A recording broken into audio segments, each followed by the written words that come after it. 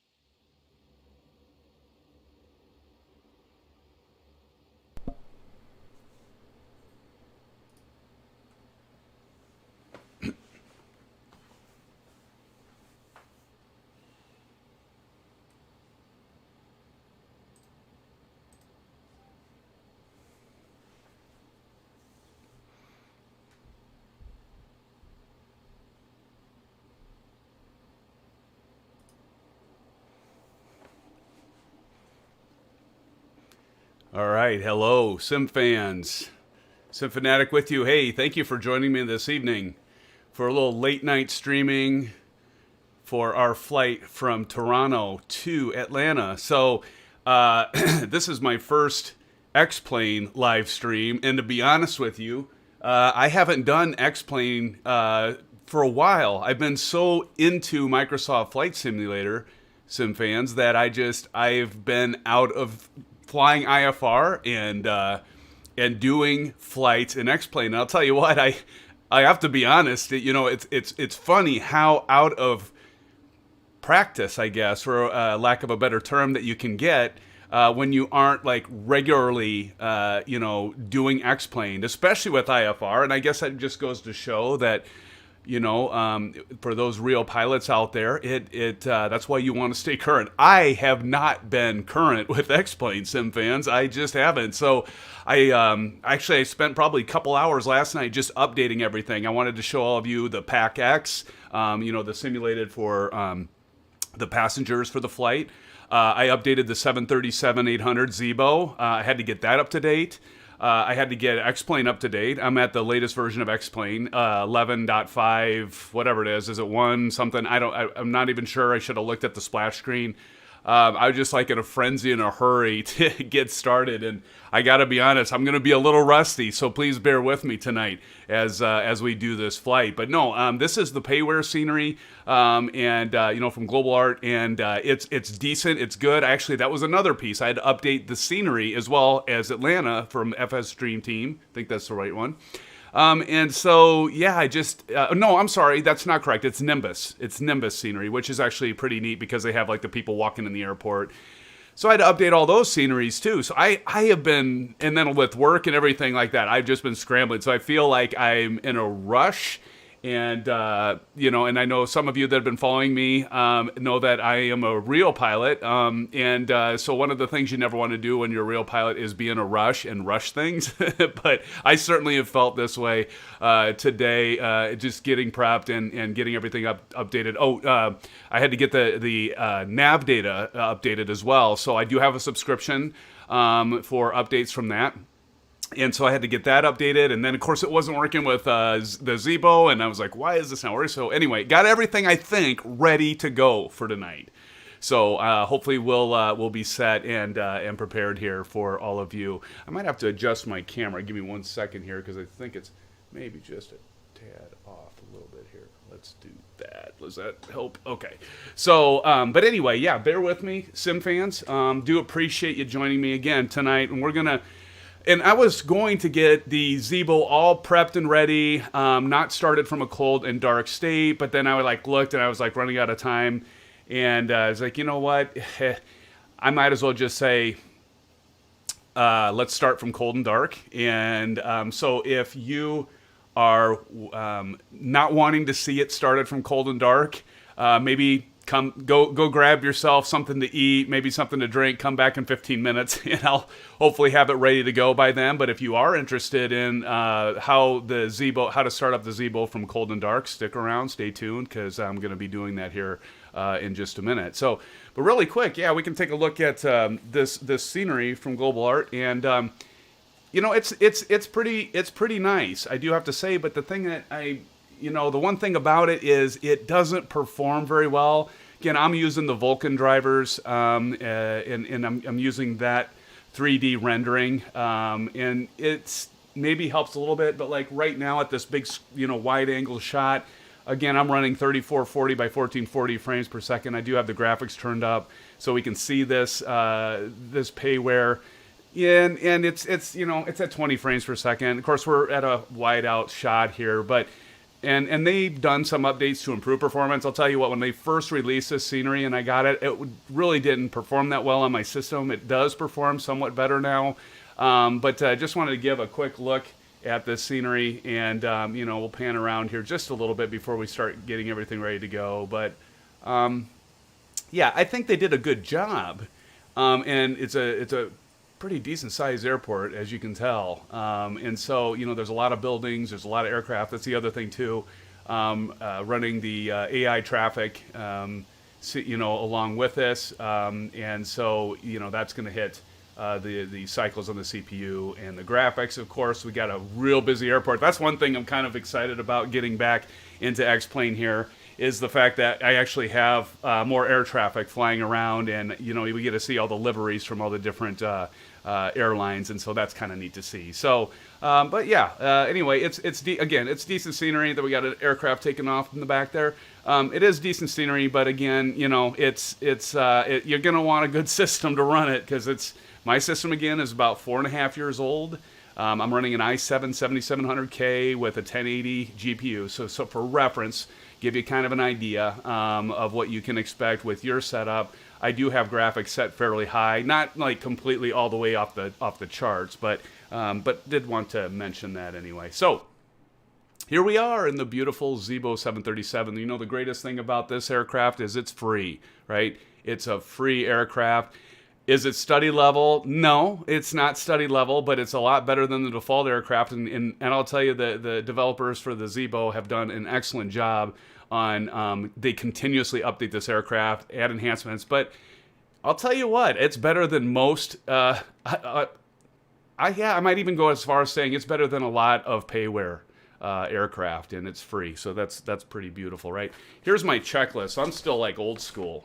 So it does have a checklist, electronic checklist in it, but this is actually a real, it's PMDG, but it's based off a real Boeing 737 checklist.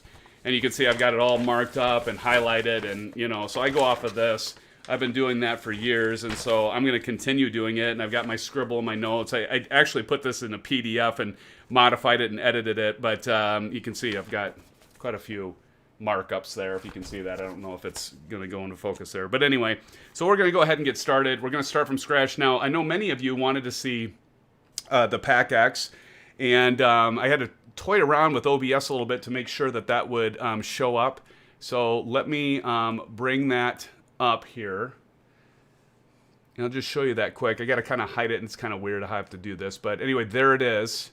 And so while I go in here, we'll get to this when we start up the flight, but we'll get to this and show kind of what the developers for PACX have done, where they have this kind of simulated, they're just dots that move around the cabin, but hey, we'll take it. It's kind of fun. It adds a bit to the immersion. So we'll take that, but we'll go through a little bit on the PACX and show you how that works and what the passengers say about your flight and things like that. It does have ambient sounds for the passengers while they're in the cabin. They, of course, they have the flight crew that are talking over the PA.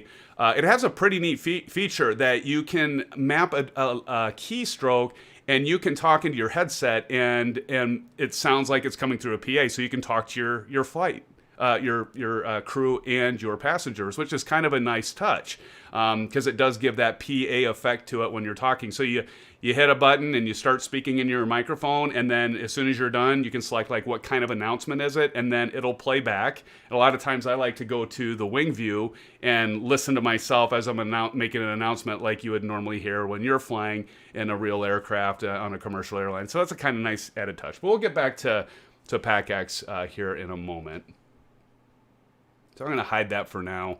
The one thing it does, I wish it would do, is like actually integrate within the X-Plane sim itself, kind of like ABS. And maybe, I haven't been dinking with it. There was an update, so maybe there's an option. I need to go through the options again, because maybe they added that. But it's almost like it's a window that overlies your interior. So when you actually run it, and you can't see this right now, but it doesn't have this whole black border around it. I just want to point that out. You don't have this black window with the controls. Just picture the controls that you can see, that just overlays, and everything else behind it is transparent. You don't see a black window, okay? It's just the way I had to make it work with OBS, so you can see it. So let's see, what else, SimFans, before we get going? Okay, I think we can just go ahead and get started getting this bird ready to go. Hopefully you can all hear me okay. I might just do a quick sound check here.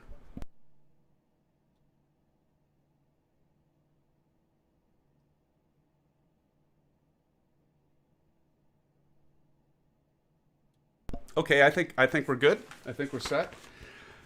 So yeah, so let's go ahead and start getting this bird ready to fly. So we're going to start, and I've got stuff that's highlighted here because I'm not hitting every single item. I just hit the highlights. So we're going to do that. So the first things first, we're going to have to get the cabin ready for flight. So first thing we're going to do is I've got the nice thing about the Alpha Flight Controls and the Bravo, I can set my different buttons to different views, which I would highly recommend you all do.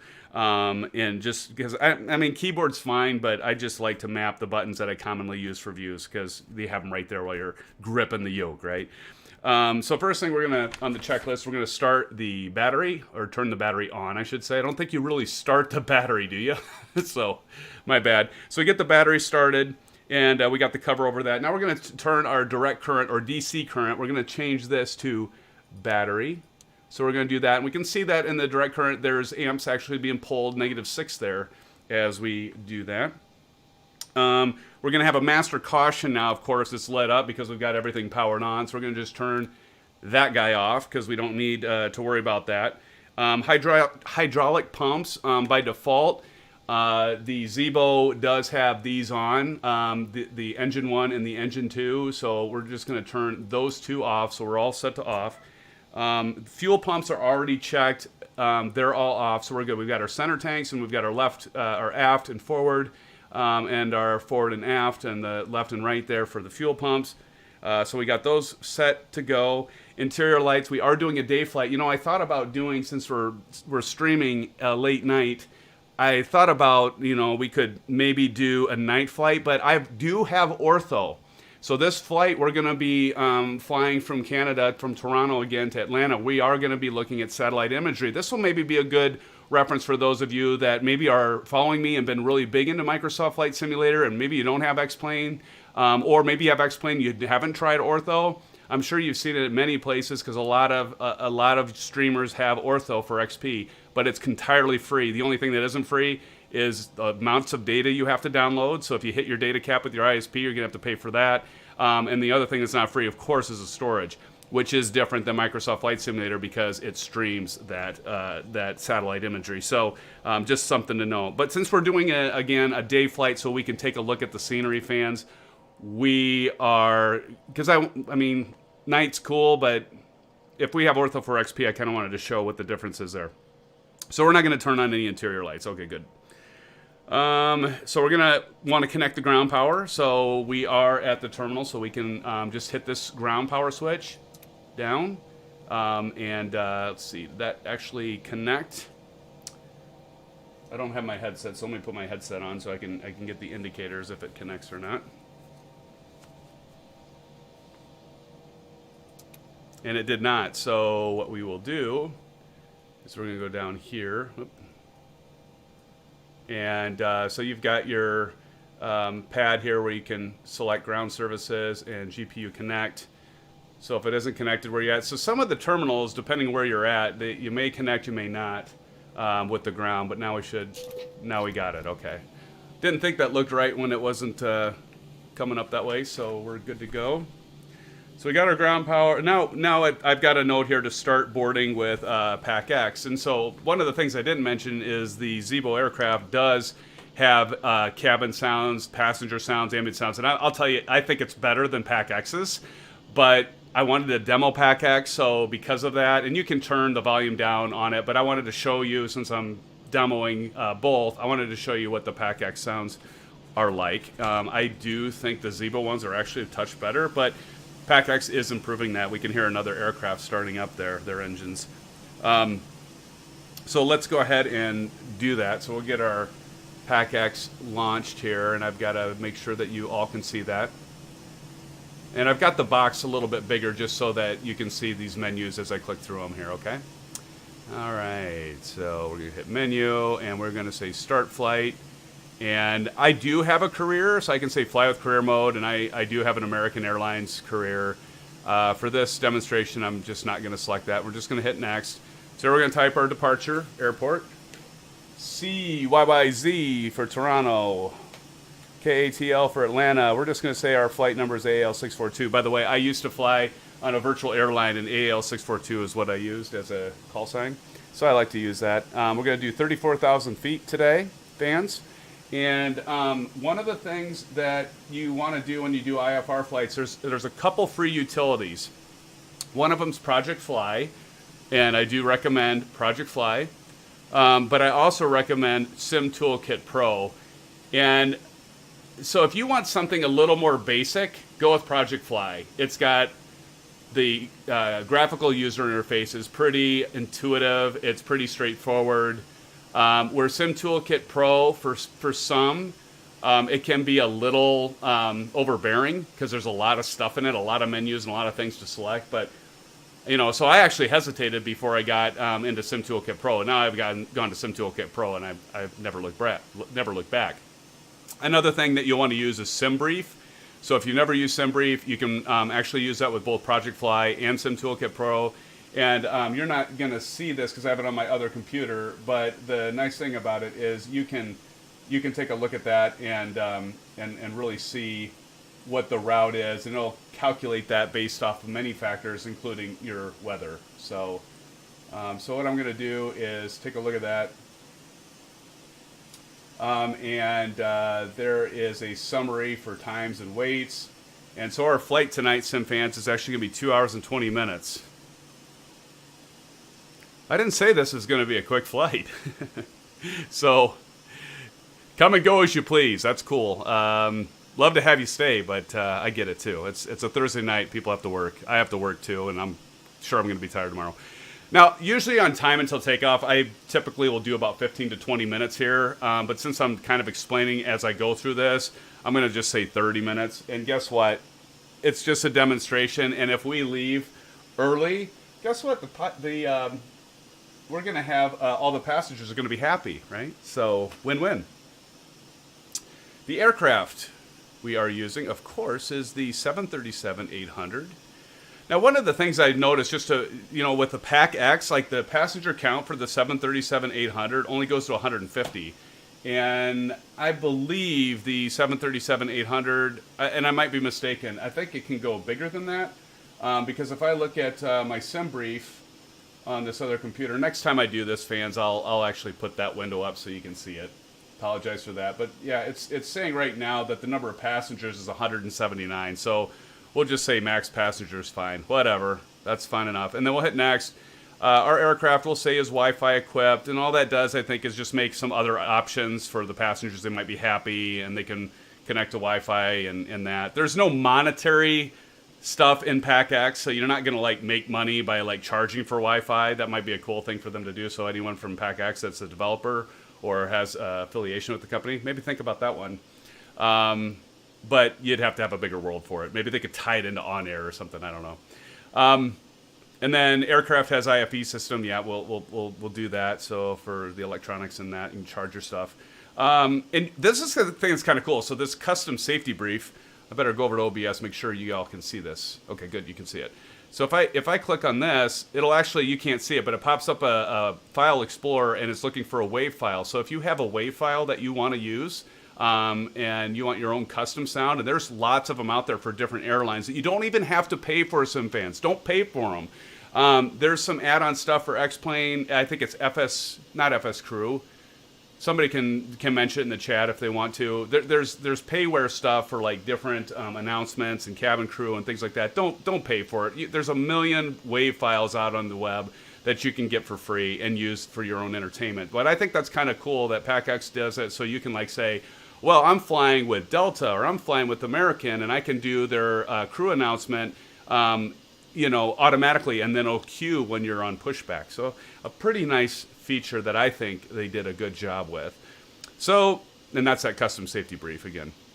And then play boarding music. In the United States, there's not really many airlines, at least that I've flown on, they play boarding music, but I do know that other countries, some of the other airlines, they do play boarding music. So you can select that, and I believe you can choose boarding music that you want to use there. So once we're done and we're set, all you hit is just hit start now. Now you hear the passengers. Hope you can hear that. I'll shut up so we can hear it. Here's some kids and some luggage and some doors, overhead compartments. A lot of chit-chat. That's kind of neat. But again, you don't have to have PACX, right? If you have the Zibo 737, you know that it has really good sound. As a matter of fact, let me show you where you would actually turn that on. And bear with me, SimFans, if you have a 730 or you use the 737, you know. But like over here, if I go back and I can go start flight leg, and actually it does a pretty good job of bringing up the sounds that are built in with the 737 Zibo, and I think they use Fmod sounds, which is a nice touch. So before I take this PACX away for now, I'm going to click on this. So you can see we're boarding. There's our flight number, expected departure. The clock is ticking, fans, and I'll tell you, the passengers are going to get pretty ticked off if we don't get off pushback from the gate on time. So be aware of that when you're setting that time. And we see our very satisfied, so that'll move around pending if you know we're meeting expectations with our passengers. So now the other thing is right here. You can click on this, and this is that little simulator, so you can see the little dots moving around. Hey, I'll tell you what, it's better than nothing. I was honestly kind of a fan of this. And your crew are in a different color, and the passengers are in a different color. And of course, you can see if people are happy, are they thirsty, are they hungry, are they catching some Z's. So it's kind of a neat thing to have, you know, with X-Plane. Oh, I should mention too that this program, PACX, this add-on, this does work with Microsoft Flight Simulator. You do need what's called FSUIPC 7, I believe, is the version that you need to make it interface plug into Microsoft Flight Simulator. So I want to point out some of the things on Microsoft Flight Simulator and variances and differences between that and X-Plane, because I know many of you follow me for the Microsoft Flight Simulator content. But again, I'm a big X-Plane fan as well for my IFR stuff. So you can see passengers walking, you know, in, and they're seating, and we'll get to it later, but I think it's kind of neat that they have a whole database of different usernames, and you know, we'll just scroll through here. Like, are you ever gonna just sit there and read like, what are all the passenger names that are on this flight? Probably not, but it's, again, it adds to the realism. So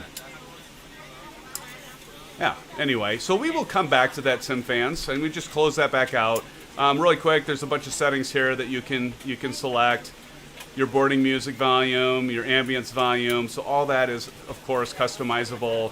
Let's get to the key bindings. When I was talking about, like, if you want to hear your own voice as a pilot, right? So you want to hear your own voice as if you were a passenger. It's pretty neat because, like, as you can see here, activate vocal input. I hit Z on my keyboard. I talk into my microphone, and I might say something like this.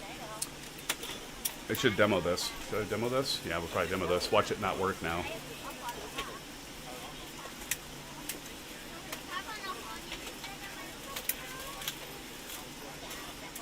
Let's see if it'll work. Good evening, ladies and gentlemen, from the flight deck. This is your captain speaking.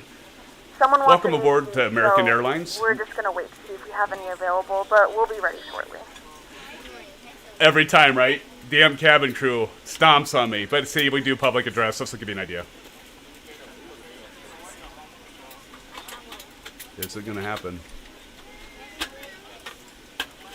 Ladies and gentlemen, welcome aboard. I think it might have got white because she talked, but it does sound cool. Trust me, it has a PA effect to your voice, and it sounds like you're the captain talking to your passengers. So it's kind of neat. You take a wing view and then kind of hear your own voice.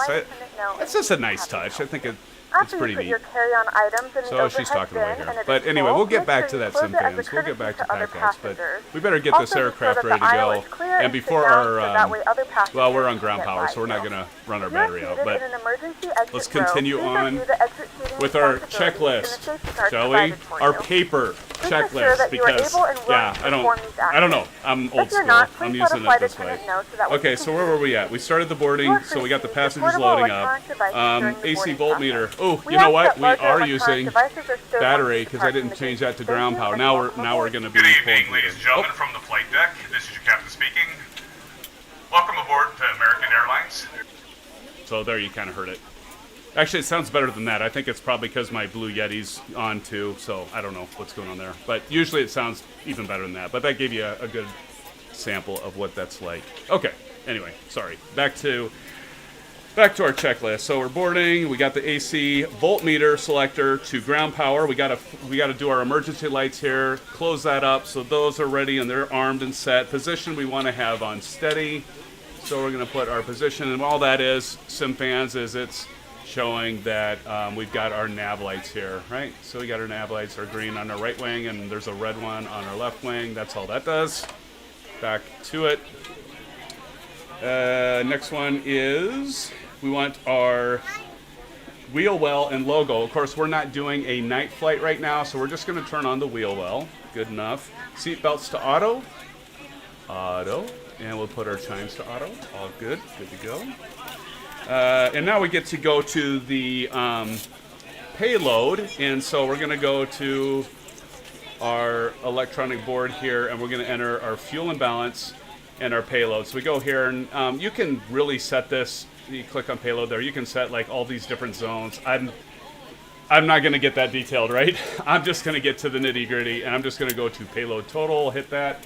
I'm going to look at our SimBrief, and what I like about SimBrief is it'll actually automatically give you just some random figures or payloads and passengers. So we're at 41,400 pounds, and for those of you overseas, you know, you can change that to kilograms and that, but I've got it set to pounds as you can see here. So we got our payload set, good enough.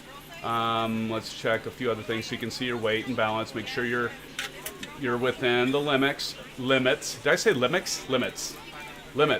Yes, Darren. So now we're going to go back here. We got to do our fuel. So the fuel, again, on SimBrief. Check out SimBrief. This is where I'm getting this from. It's all free.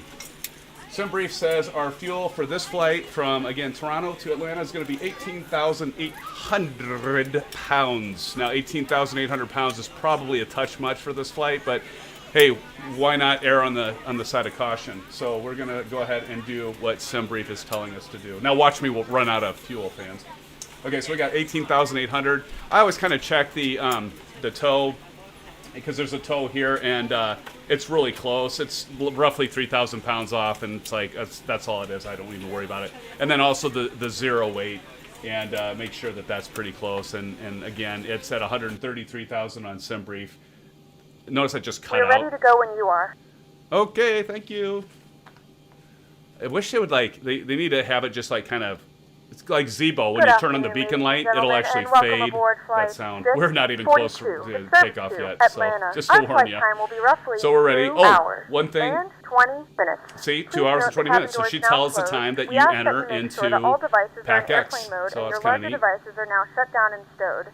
If you have not already, please fasten your seatbelt and verify it is low and tight across your lap. Your tray tables and seatbacks must be in the full upright and locked position for departure. Cabin crew, prepare doors for departure, cross-check, verify straps, and stand by for all call. Cabin crew, prepare cabin for departure. All right, thank you. And the one thing I want to make sure that I mention is when you get done with the fuel, you know, you get your fuel and everything, I'm going to show you something really quick so we don't miss this. So we look over at our fuel here on the Zibo, right? Our center tank is at 0. We got 5060 on the left, 5060, 5,060 pounds on the left and right wings. Okay, so keep that in mind. So when we go over here to our fuel weight and balance, we did the payload and 18,800. Well, that isn't matching up, is it, SimFans? 5,060 and 5,060. If my math is right, it's 10,120 pounds, not quite 18,800. So why is that? So several versions ago, the developers of Zibo, or Zibo, I'll just call it Zibo, they made it so you call your fuel truck. So before I call the fuel truck, I'm going to look at our right wing. So there's our right wing, no fuel truck. Okay. Now we're going to go back over here. And we're going to call our fuel truck. And now, oh, wow, look at that. We've got a fuel truck. And not only that, we got a guy standing by the fuel truck and the line, fueling it up. Now, if we go back in here, look at this. This is counting up. So, don't miss that, fans. Okay? So if you set the fuel, don't miss the fact that you have to call the fuel truck. Otherwise, you'll be running out of fuel, more than likely. Cheers. The beauty of simming. You can have a beverage while you pre-flight and you fly, huh? Okay. Back to our checklist, fans. So while that's fueling up, And we're going to get in the FMS system. And I'm not going to get super detailed into it, but I'm going to walk us through getting the FMS, the flight management system, set up for our flight. And so you can check that out. And a lot of you know this, and I'll guarantee many of you that are watching this are going to be faster than me at it. Again, I'm out of practice right now because I've been VFR flights only, doing direct with GPS and Microsoft Flight Simulator. It's been kind of nice because I don't have to do all this prep work, but this is fun too. This is part of the fun. But don't make fun of me, please, because I'm a little slow at this right now because I'm out of practice. Anyway, back to this. Okay, so we got the FMC fuel and payload set. We got to set our circulation fan, so that cabin air. So we're gonna go over here. We want to set our left pack to auto, our isolation valve to auto, and our right pack to auto. So we're good set there. Okay, that's on the checklist. We're good to go. And now we got to get our IRS set. So that's our inertia system. And so what we need to do here is we need to turn this to nav on the left, nav on the right. And usually I don't think you really have to do this, but I just go and do a test there, make sure all my lights light up. And so if there's a fault in that system, I'll know it. I have yet to find a fault to actually be in that. But I don't know. It happens. But that's the other thing with Zibo. If you have realistic flight and you allow failures with the next plane, I've had crap happen where stuff has failed, and it makes for some interesting troubleshooting while you're in flight. I've had some severe things, like when I'm on approach, my left engine failing. I've had my indicated airspeed fail, and so yeah, it does happen occasionally, not very often, but I've seen it happen. Okay, so we got those set to nav. So notice these are in a line right now. If you get the Zibo aircraft, make sure, here's another tip for you, make sure that you set the reality settings to short. Otherwise, you're going to be waiting probably 15 minutes for those to align. So the way to do that is you go in here and, there we go. Hit this little, see my cursor goes to a right arrow. Get it to just on the edge there, hit right. Configure and customize realism. Oh, God, I'm glad I looked at this because we want short. The other thing, too, is I might have to go. I didn't save this last time. That's why I didn't do it. So there's a bunch of other settings. But the other thing I want to make sure to do is hardware. And we want nose wheel on yaw. So I've got the TPR rudder pedals. Do make sure you put that. I think any rudder pedals that you have, somebody can correct me if I'm wrong, but do set that to yaw if you want to use your rudder pedals to steer your aircraft. There's actually nose wheel, I'm missing the term now for it, but you can actually buy them where you can actually steer your aircraft as another joystick, which is kind of neat. So we got that set. We're all good there. RS is a nav. We got that in short. We've got our nose wheel steering set. Now we get to the FMC. So bear with me. This might be boring. But some of you that have never done an FMC with the Zibo, this might be like a mini tutorial for you. For those of you that have already used it, you know what I'm doing. So again, I've never had this happen with. I don't want to jump out of it because I don't want to. Well, hold on a sec. I'm missing the term right now, but basically there's a subscription service. There's a company that does a subscription service that allows you to update all your ARAC systems and flight approaches and departures and all that. I do subscribe to that. There's a monthly charge. There's an annual charge. I'm clearly not prepared because I should be able to tell you what those are, but if you look at Google, you'll find it. I think it's AirNav something. Anybody want to put that in chat that's watching if they know? But anyway, it was when you come into the Zibo, you're going to see it's out of date, and so you can still fly it. It doesn't matter. You can still fly it, but what you might see is if you're using SimBrief or something like that, and you don't have it up to date, or the SimBrief is up to date, but you go into your Zibo and it has like AirNav data that is maybe a year or two old, or even worse. You may see some departures and approaches and intersections and things like that you just simply don't have in the database. So that is something that I choose to pay a subscription for. I don't know, unless you're doing a lot of IFR flights with commercial aircraft or even general aviation, but you do it all the time and you want it to be even more realistic, then maybe that's something you want to look into. Okay, so let's see, just making sure I didn't miss anything. Okay, so we need to enter our route information. So what we're going to do is we're going to click on FMC here. And first thing we got to do is tell our FMC where we're at. What airport are we at? What location are we at? And it's going to do a longitudinal and a latitude of exactly precisely where our aircraft is at this gate, okay? So so we're going to hit POS. That is not piece of, you know what I was going to say there. But that's just position, obviously. And we're going to set our airport. So we are at CYYZ, right? Hopefully I have that right. And so now you can see we're at north 43 degrees, 40.6, west 79 degrees, 37.8 minutes. So all we got to do is once we have that set for CYYZ, we're going to click this MFD button, and now it puts it down in the scratch pad. And then so it says set IRS position. So then we got to hit this MFD button to actually set that there. Okay, now once that's done, it's going to tune in your IRS system to know where you're at. And again, this is where it can take 15 minutes if you don't change that setting that I mentioned on realism, if you want it to be realistic or long. Okay, once we have that done, we can click on route. And this actually kind of walks you through it.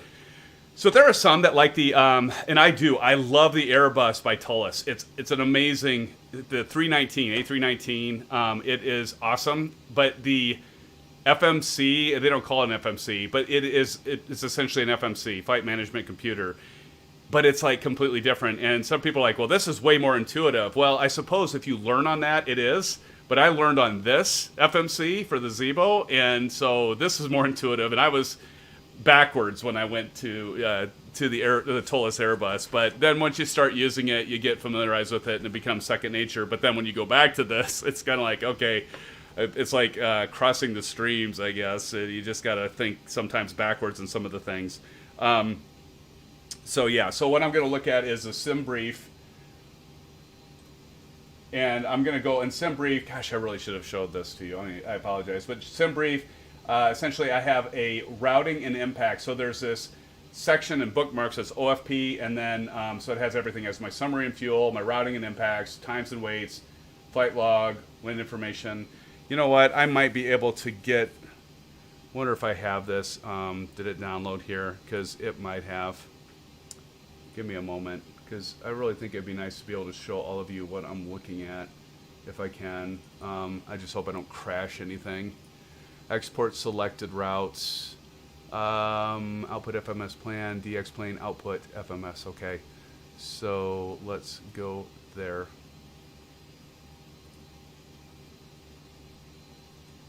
I don't know, maybe all you don't really want to see this or care to see it, but in case you do.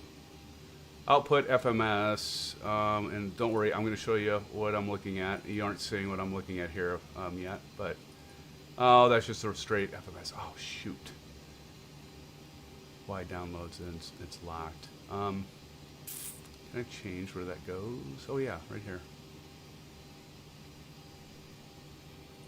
Change that quick. D, we're going to put it on the D drive and X plane.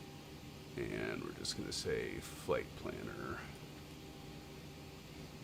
And hopefully our sim won't crash here.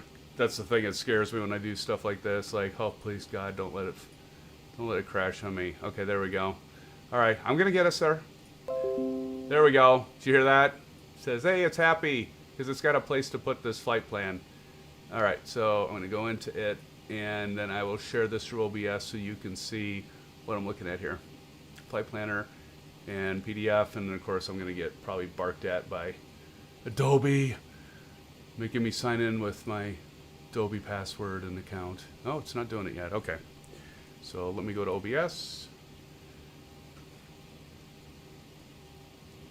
By the way, do you want to see this, SimFans? I mean, if you're out there, chat me, let me know, or do you want me to just move on? I don't want to waste your time. So I'm gonna go here, and I want to find, let's go window capture, and we're gonna say flight plan. We'll just say Adobe Reader. All right. I know you can't see what I'm doing right now, but oh, it's coming. Here it is. See it? Okay. Finally, we're there. Okay. I just wanted to show all of you this. So like, when you're doing the FMC and you're programming the system, FMS, what I'm looking at for like fuel and time and payload and passengers and all that stuff. So, but essentially, yeah, just what I'm looking at is if you go to the bookmarks and you hit OFP, there's a summary and fuel. So hold on, that didn't change. Okay, there it goes. So you have your summary and fuel. So it's just basically a summary of your flight, your fuel, and everything like that. But I don't really pay a whole lot of attention to that other than this right here, which is showing this is the altitude we'll be flying. That's our cruise altitude. Okay. This is a big one, though. Routing and impacts. This is what I look at. That is critical for when you program your FMC. Matter of fact, you go right here and you program your entire FMC using that line. And I'll get to it where you have to do check for your discontinuities with what they call that. And then, you might have to add some direct routes like HVQ there in the center, this HVQ. But we'll get to that here in a minute. And then times and weights, and this is the other. So really the biggest three that I use is summary and fuel to find my altitude or my cruise altitude, routing and impacts, of course, again, to find my route to program the FMC, and then times and weights. So here's where it was the passengers, 179. Of course, the PACX, we saw we couldn't set that. And cargo, our payload, and our fuel, that's where that 18,800 came from, our zero fuel weight, and all those things. So anyway, I just wanted to show you that. I'm sorry it took that long to get that, but I thought it would be kind of nice for all of you to see as we're programming that. So I'm going to go ahead and hide that for now, and we'll go ahead and program the FMC. But now you can see what I'm looking at on my other computer over here, right? So happy? Or stop talking and get on? That's fair. By the way, as you can see, I've got the Trek IR clip on and a receiver to pan around my aircraft. Probably those that are watching have seen me do that many times. Okay, so let's go ahead and get back to our flight management system. So that's it. So remember we put CYYZ so we could get our initial position and initialization set. So it's nice that in the scratch pad here it's still got it, so I can click on origin, and we are going to Atlanta. So that's KATL for the ICAO code. So we're going to hit that.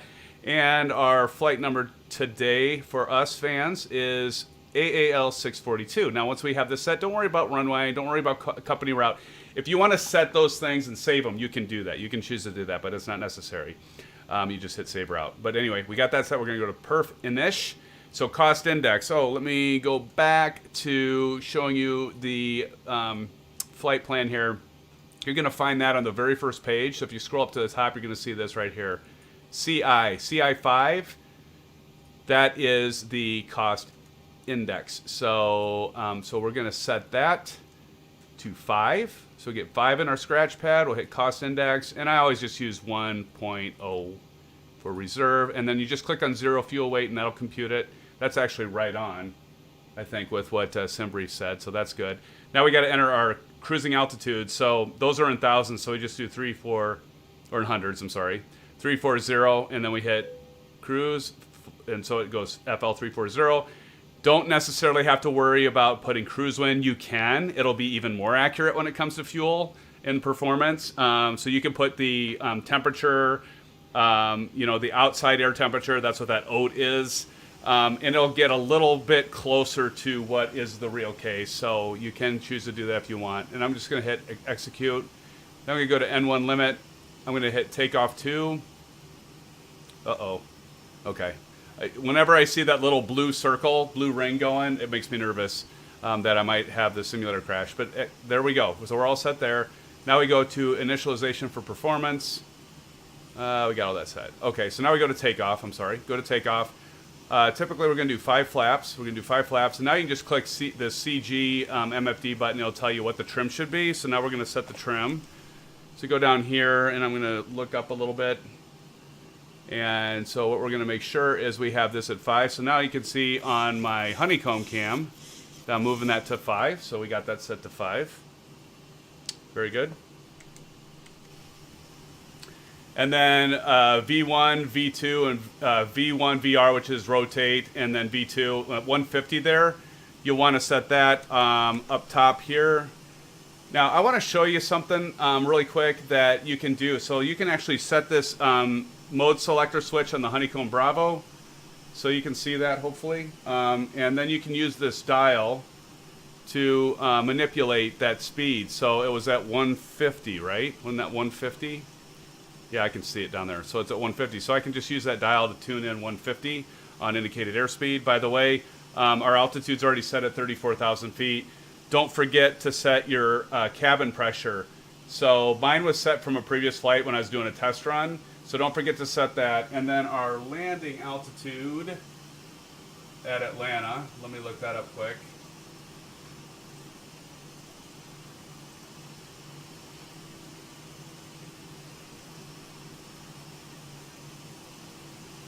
Let's see, Atlanta is at 1,026 feet, so that's pretty close, but we'll get a little closer. We'll go 1,050 for that. All right. Boy, that aircraft is really loud, isn't it? Whew, baby. That is loud.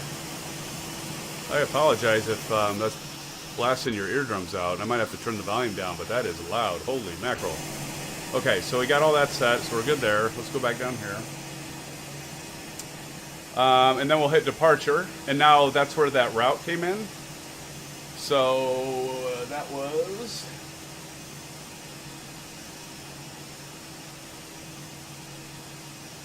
That's 2.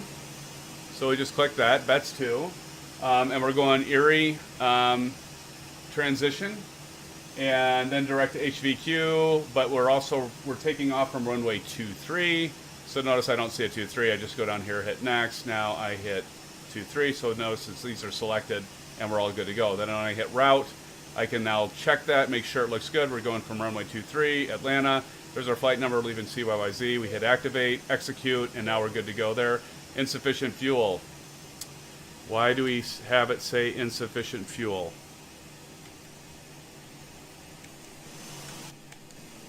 That certainly can't be right. It's full of it. We've got sufficient fuel. Okay. Yeah, right. Famous last words. We're going to ignore that. That's weird because it didn't happen when I did my practice flight. But anyway, I think we're good there. Okay, so now we got to go down here. This isn't very intuitive, as you can see. Now we got to hit departure, arrival, because we got to do our arrival. We got our departure. Now we got to do arrival. So now I'm going to look, and our arrival is Andre 1. We don't see that on the stars, but if we go over here, standard arrival, we have Andre 1. Our transition fans is Hillary. So we're going to select Hillary, and we are going to be landing tonight on ILS 9 left. So we'll plug that in. I'm not going to bother with that. We're going to hit execute. So there we go. So now we've got our departure set, we've got our arrival set, we got our transition set, but there's still some more to do. I apologize as it's getting a little long, I realize, but we'll get going here soon. We're going to have passengers in the back just all upset.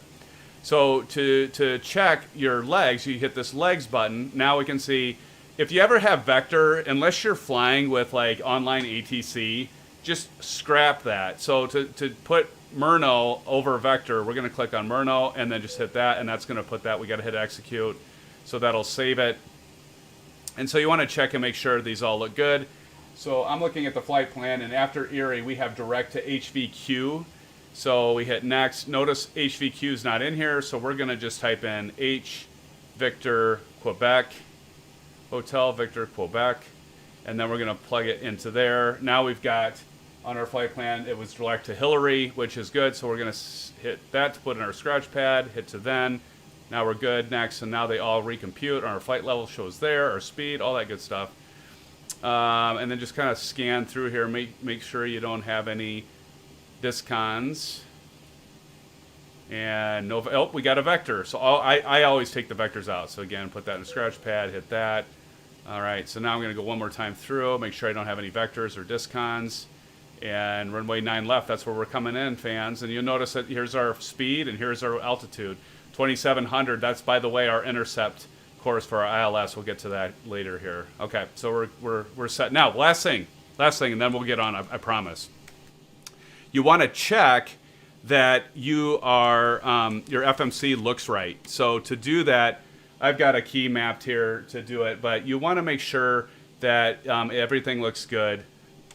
before you actually take on the flight. So what I typically do is I'll go in here and I'll change this mode to 20. Okay, so I can see I get a little bit more zoomed out here when I'm looking at this MFD. And I'll switch this to plan. So there's my indicator and then it's plan. Notice I'm not doing that with my Bravo throttle quadrant because I suppose I could map those, but I'm going to leave that alone for this. So I am using the virtual cockpit to manipulate this. But now you notice this. So here's our aircraft ready to take off. Now what we're going to do, still not used to where I map these buttons. Okay, so there's a step on the FMC. So notice right now, this is where we start. So we'll step and we'll go to Murno. So notice it's like, well, we take off and then we're going to direct to Murno. Then we step again, and then we're going to, to the next one is Oakville. That's Erie. And that you saw that TC. If you ever wonder what that means, that's top of climb. So that's what you should be at. We should be at 34,000 feet. That makes sense. And what I do is I look, and then this T/D, that's top of descent. That means when your aircraft on autopilot will start descending. There's an important key thing that you need to make sure you do before you get to top of descent, and I will talk about that later. So we'll step through this wheel. So everything looks good, But do pay attention to this. So we're going to turn, and then we're going to fly back, and then we're going to land on 9 left, which would be due east, right? So that looks good, fans. I think we're good. Remember to go back here and put it back to map. So you're on the map, so that's alive. And I usually throw that back to 10 until we get going. All right. That's it. I know I was really wordy. I apologize. But for those of you that haven't been through this, and I know there's many of you that haven't, and I know there's many of you that have, I thought I'd have all this done before we start our flight, but I thought maybe there'd be some people that would want to see that. Probably would have been a better thing to cover during an earlier hour because time doesn't stop for FMC, does it? Our passengers are probably really pissed off. Let's see if they're mad. I bet they're mad. Let's check it, SimFans. Are they mad? We're gonna go and see. No, they're satisfied. Oh, look, we're only 2 minutes past. That's why they're still satisfied. Okay, they must be having their Snickers bars. All right, bad joke, I know. I'm sorry. It's all I got. It's late. Okay, so I turn that off. PACX, turn that off, and we'll get back to brass tacks here, ladies and gentlemen. Okay. So, now that we got all that set, I'm going to go back to my checklist here. And the next thing after we got our FMC all set, I want to make sure that I have so here I've got the throttle quadrant, so I'm going to put that down. Notice I've got this configured differently than I've been. And previously, you've watched some of my streams that I'm flying general aviation, so I've got my different control set here. We'll talk about that when we're in flight. Won't waste your time now. So we're going to turn on our fuel pump for our APU, our auxiliary power unit. That's what APU stands for. So let's go to that, and we'll get our APU ready to go. First thing we need to do is we need to turn on a fuel pump. So we're going to wait for that low-pressure fuel pump to not be low pressure. It's doing its work that way. We know the fuel pump is actually creating pressure and is working. And then we just simply go like one click down and then hold your left mouse button for about 3 seconds and then release once you see that needle start to climb. Let's go outside and hear this beautiful sound of this APU starting up for our 737, our American Flight 737. And what I like about X-Plane is they have this particle system, and so you can actually see the heat. Light refraction, I guess, if that's the correct way of saying that. So that is kind of neat. So now what we got to watch for is we'll jump back into the aircraft here, SimFans. And what we're going to be looking for is this needle's now coming back down. So that is the temperature. Crud. Go back here. Bear with me. I'm so used to Microsoft Flight Simulator now. But see, we got this EGT. So we got the basically the temperature here. And once that drops down to, I think it's around 5, this APU, if you can see that, APU generator off bus, those will light up, SimFans. And what that simply means is we can go ahead and switch over our APU for our entire aircraft system. And now you hear that. And so after we get that done, checklist time, we want to make sure that we put our bleed on. so we can start getting our passengers cooled back there. So so now we're just gonna hit this button. Now watch. Hear the air. It is getting warm in my office here. So, but now we got the passengers happy because they have air. So if you're ever wondering that when you're on a commercial flight, that's what that's doing. Okay, and then the last thing but not least, we want to make sure we switch our alternate current to APU generator, so now we can see that's pulling there. That's on the checklist. I'll see if I can't put a link to where I have this checklist or where I found this checklist, if it even exists anymore, because it's been years ago. Okay, so we got the APU set. Now we got to check if the parking brake is set, SimFans, and so some of this stuff actually does work. You click up that master caution. So it's not set. I've actually have a button mapped on my Bravo Throttle Quadrant. Hopefully that's still working. I've been having some issues with my, yeah, it's still working. I've been having some issues with the camera I use for that, and so please chat me if it stops working. So we got our fuel pump, we got our APU started, our AC voltmeter set to APU, our parking brake is set, our ground connections we will want to disconnect because we did connect, if you remember, ground. So let's go back home, ground service, GPU disconnect, and we're fine because normally if we would have done that, we would have had stuff go bad. But since we're switched over to APU, that's a good indication that we are set to go there. We're about to take off, fans. Our altimeter's already set. I've got that set. We're at just standard atmospheric pressure at 29.92 inches. Elevator trim set, gangway door, and our cabin door. We need to get that closed. Let's not forget that for security reasons. So let's get that closed. By the way, there is a setting where you can have passengers. They're static, but you can see people back there in the cabin, which is kind of nice. So we got that set. What else? I think we're ready. I think we're ready, fans. Let's get, so we got pushback. That's the other thing I love about X-Plane is they have pushback, and actually Zibo's done a great job of getting better pushback. And better pushback, again, that's free. So you just hit pre-plan, and I've already got it set from before. So I'm just going to hit enter. Down to cockpit, plan acknowledged. Call me through the menu when you are ready. So we're about ready for pushback, so we got to make sure we do that pre-plan, but I love how that's integrated with Zibo. That's absolutely beautiful. Okay, and so that's set. Let's go ahead and make sure off our checklist we have our fuel pumps all on. So we're going to turn these all on, including our center fuel tank. And just make sure that low pressure, you know, the center fuel tank isn't always on, usually longer flights. This isn't that long a flight, so I think SimBrief is a little bit off there and saying we need that much fuel, but we'll be on the safe side. We also need to turn on our hydraulic pumps. So we're going to go over here. Hydraulic pumps right there. Tells you hydraulic. And then we're going to turn all those on. Don't worry. There's only 2 of these are going to go out. That's normal. Okay? Our anti-collision light, which actually does work on my Alpha Flight Controls. And so I hit that, anti-collision comes on. Not all of them work. I can map them, but I haven't taken the time.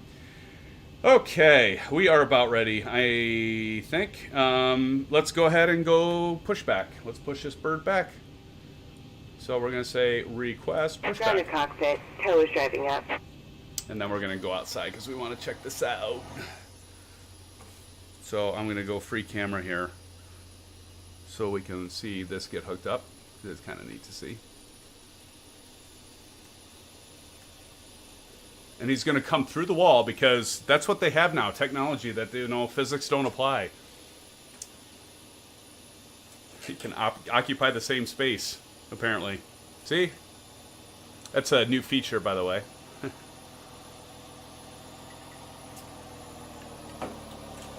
We all know as SimFans, we sometimes have to just, like, allow some of the reality to not apply.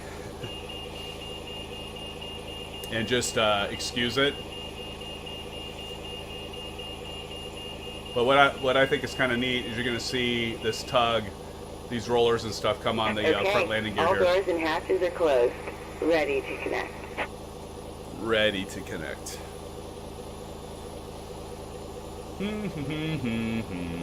So how's everybody doing tonight? Hopefully well. Hopefully well.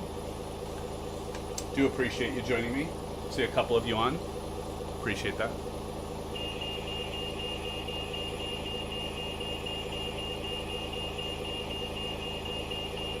and then they close up, and you're going to see it raise the aircraft up. Let's kind of pull back here because we can kind of see it lift that aircraft. I just lost my checklist. Hold on a second. Tow connected and bypass pin inserted. Release parking brake.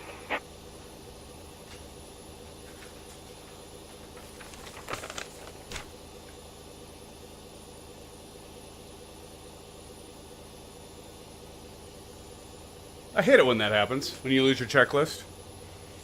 At least I'm not like in a real aircraft, and every time that happens, it always goes under the rudder pedals. Okay, so she said she's ready, right? I think she said she's ready. She should have said she's ready. So what we need to do now, SimFans, is I'm going to do my Alpha Flight Control button that I have mapped to the parking brake. So we're going to turn off the parking brake. Boom. And now we should start seeing... push back, and you may start engines. So she's going to be so kind to push us back here. And here we were rolling. We are rolling. All right. So now time to start these engines up. So we're to do that, we're just going to simply go up here. We got to turn these the left pack and right pack off when it gets quiet, so you'll know.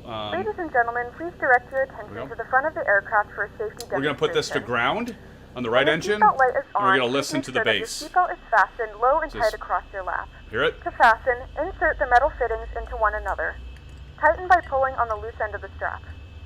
To release your seatbelt, lift the upper portion of the buckle. In the event that the seatbelt light is not on, we suggest that you keep your seatbelt fastened. Okay, this is PACX, so Zibo does have its built-in cabin crew that makes these announcements. Again, this is PACX that's doing this. You know what? I don't think I ever turned on, told them to turn the seatbelt on. I better do that. Floor level lighting will guide you towards the exit.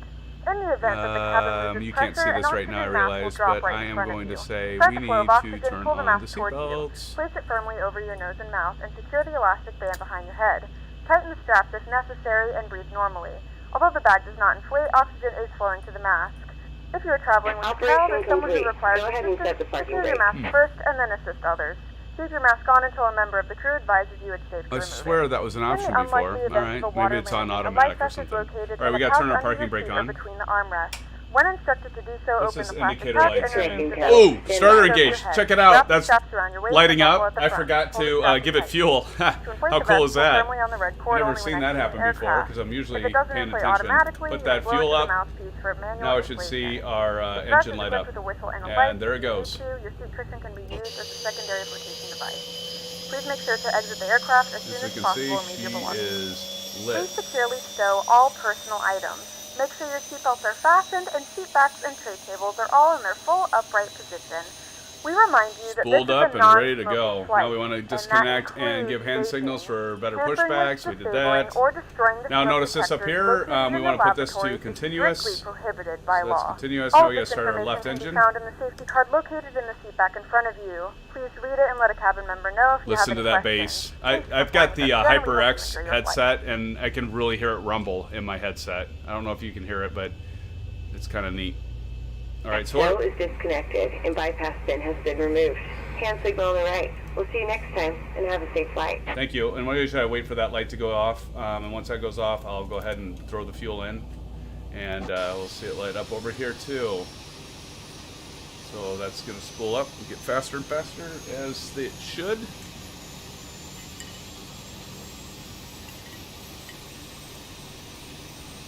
Beacon lights flashing. It's a good sign. All right, now let's wait for that to flip over to off. You're going to see it in just a second. It's going to this right here. There it goes. See it? And then we're going to say continuous there. All right, we're set. Engines are lit. We're ready to continue on. So now on our checklist, we need to get our electronics, our electrical system switched over to the generator 1 because now we want to draw power off of our engines, of course. So the first thing we're going to do is we're going to go to these lights here, these blue lights.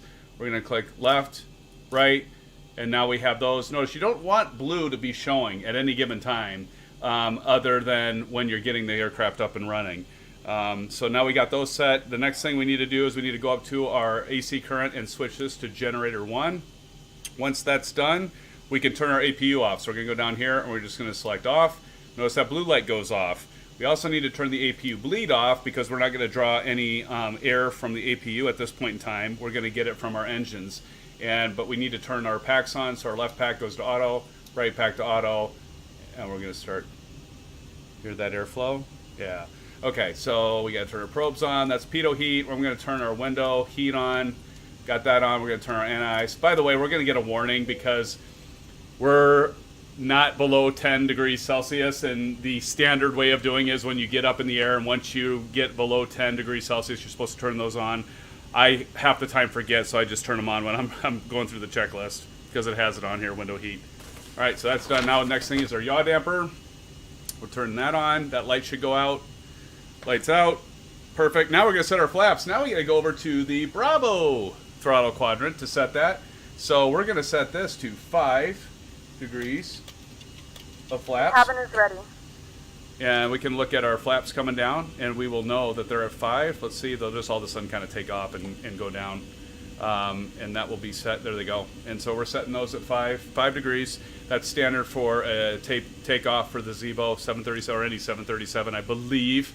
And then to verify that, SimFans, what we can do is just go over here. We'll notice that the actual virtual lever of the flaps is set at 5. So indeed, it does work. All right. Flaps are set. We need to set our auto brake. So let's set our auto brake. So we're going to set over here, set our auto brake. We're going to do RTO. RTO for the auto brake. Pushback is ended. We're good to go there. We need to set our taxi lights on. Turn our taxi lights on. We're going to go up here. We're going to hit taxi. We're also going to hit runway turnoff lights. Those are going to be setting on. And we're good to go there. So, and TCAS. I'm just going to go ahead and set the TCAS. Traffic Collision Avoidance System is what that stands for. Many of you probably already know that. So say, shut up, Darren. I already know that, SimFanatic. And so we're going to turn that on. Typically, you wouldn't be setting this yet. But I'm just going to go ahead and do it now. All right. Autopilot to be set, and autopilot should be all good to go. Basically, you just want to make sure that this isn't disengaged. That's all that means. And then flight director is very, very important. Make sure that these are on. Now, if you hit this right one first, you're going to be like you're the first officer flying. So if you're the captain, you want to make sure you're the first to hit flight director on, so that your control MFD is up. Turn that the co-pilot's on, and then you want to hit auto throttle arm as well. Indicated airspeed, make sure that it's at 150. We do have that set. Heading to runway heading. What did we say? 230, right? I can manipulate that, by the way, using the mode selector. Now notice I can do my dial. You can see the heading indicator move right up here, just so you know where I'm doing this. So, yep, so I'm switching that back and forth. So 230, that's because we're taking off from runway 23. And we want to check our initial altitude is at 340, so 34,000 feet, we're good there. All right, now we're ready to taxi SimFans. I'm going to show you something else that's cool. It does cost money. I think it's like $15, but there's this plug-in that is called ABS. And if we turn that on, we can see the airport. So here's our aircraft right here, that green arrow. And if we click on taxiways, we can look and say, oh, there's runway 23. Now, many of you might be like, well, I'll just look at the airport diagram, and that's completely fine. But I'll tell you, I didn't buy this utility for the longest time, and it got good reviews.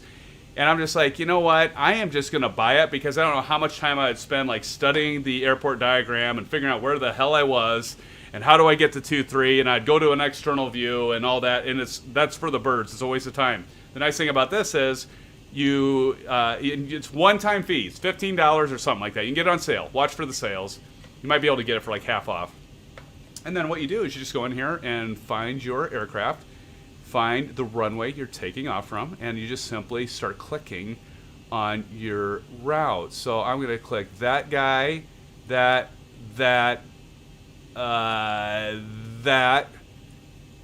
boom, boom, boom, boom. All right? And then once you have that done, you have your magenta line, you hit accept. Now, when we go to taxi, which we're going to do here, now you have it right there in front of you. How cool is that?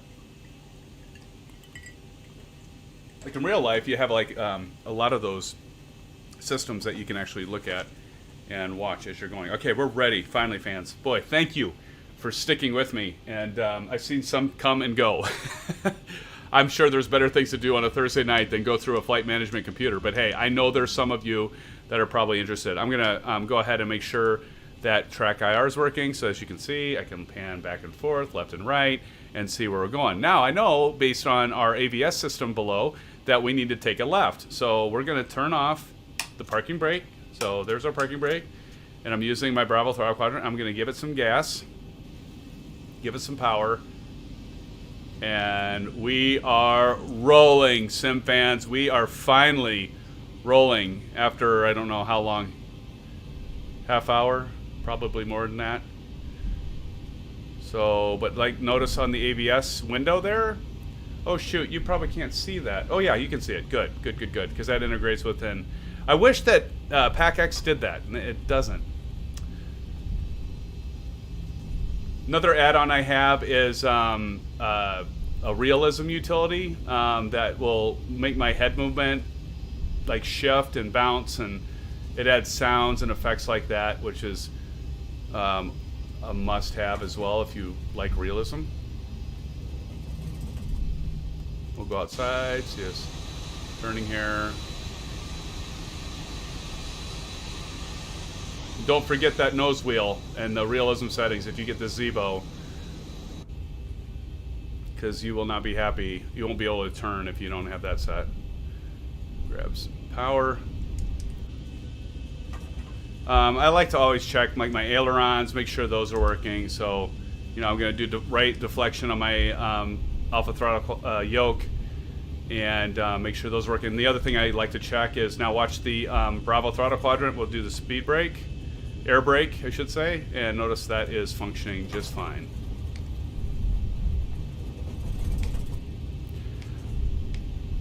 Oh, hey, Money. How you doing, Money? Sorry if I missed you. Why no Microsoft 2020? Do you like X-Plane 11 better? Money, if you're still on, I apologize if I missed this. Hopefully you're still on. No, I don't like X-Plane better. I just thought I would mix it up a little bit, Money, tonight and do an X-Plane flight. Actually, my last stream, there was a viewer that is works for Air Canada and works at Air Toronto. So I was like, well, you know what? I think I have the scenery for that. And Ace is Down, been a pretty loyal, consistent viewer on my streams. Mentioned, you know what? You should, he said, SimFanatic, you really should do a flight from Toronto to somewhere. And I'm like, you know what? I think I have that payware scenery, so I need to do that. And so, yeah, that's what I decided to do tonight. So, no, I don't. To be honest, I'm out of practice. I mentioned that before, and I just, yeah, it's one of those things where, you know, I'm a little out of practice. As I explained, I haven't truthfully been flying it that much because I've been so much into Microsoft Flight Simulator. So I really don't like one or the other better. I think they both have a place on my hard drive. Again, until Microsoft Flight Simulator gets better with IFR systems and aircraft, third-party aircraft, which if you've been watching my channel, you know that the Just Flight Aero 3's out and the CRJ's coming. But until it gets better with some of the systems, I think X-Plane still has the advantage. So, Money, so I basically am looking at, you know, for VFR flights, I'm doing Microsoft Flight Simulator. For IFR flights, I am doing X-Plane for the most part. All right, fans, so we're ready to go. So back to our checklist once again. Let's take a look here. So we're at the holding point, so our landing lights, and this does work with the Alpha Flight Control. So I'm going to turn on my landing lights. There we go. The next thing we need to do is make sure that we have our one-way turn lights are already on. Our taxi light goes off. Our position lights go to strobe. I'm going to turn that off because we don't need that anymore. And we're going to go ahead and hit this up to strobe. We want to turn on our wing lights.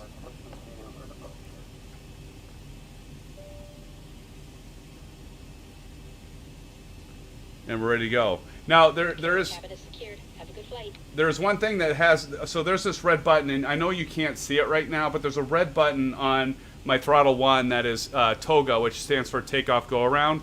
But for some reason with the Zibo, it isn't working right now. I'll hit that, and then my auto throttle will disengage like immediately, and it's super duper annoying.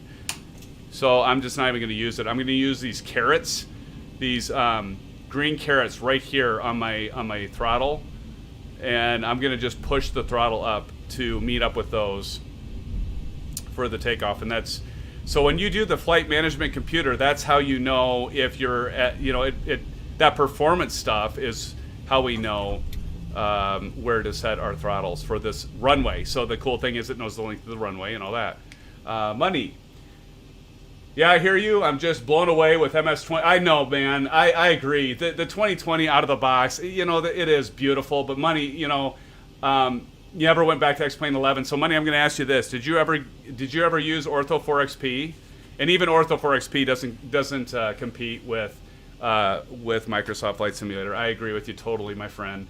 But I do have Ortho XP for the entire United States, and I do have it for most of Western Europe, and I've got the Orbix. I have Britain and Scotland and all that. So, but yeah, I agree.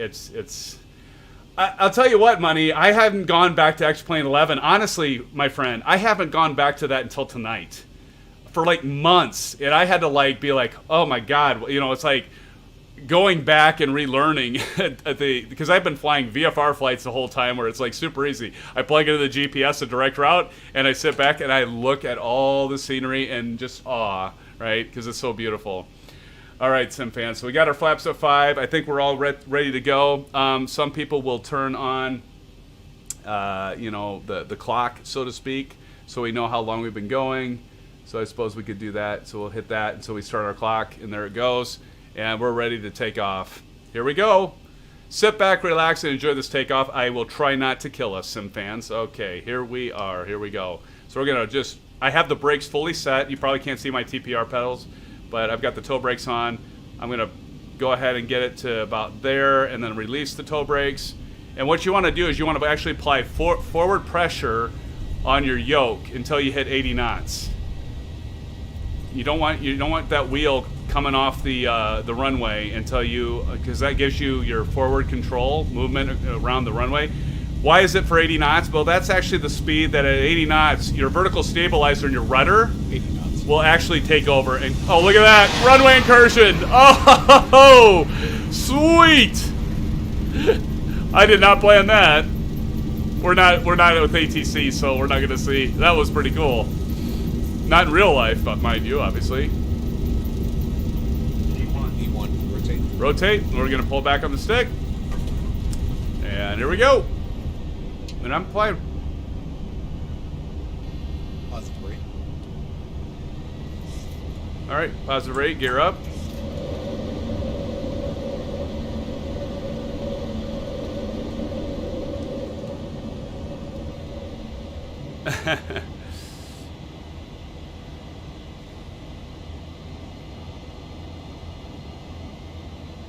All right, we're gonna just bank left a little bit. 1,000. 1,000. See, now it's saying fuel, so you're wondering why it's saying fuel. Don't worry about it. We're okay. That's just because the center fuel tank is low, and it's not really a big deal at all. So we're going to intercept that magenta line.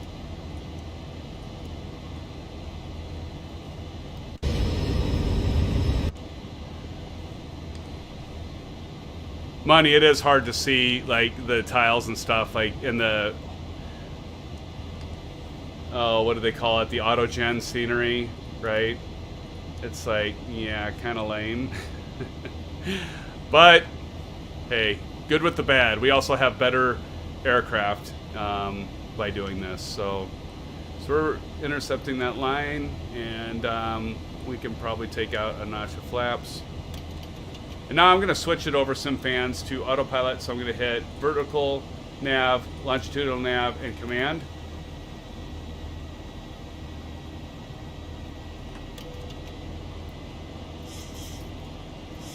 And it's going to kind of go squirrely a little bit.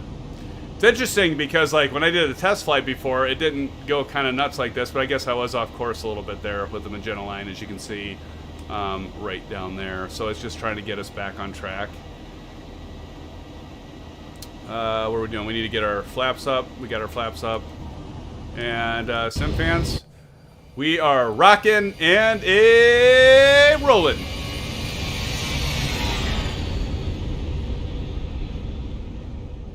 Do appreciate you all sticking with me here.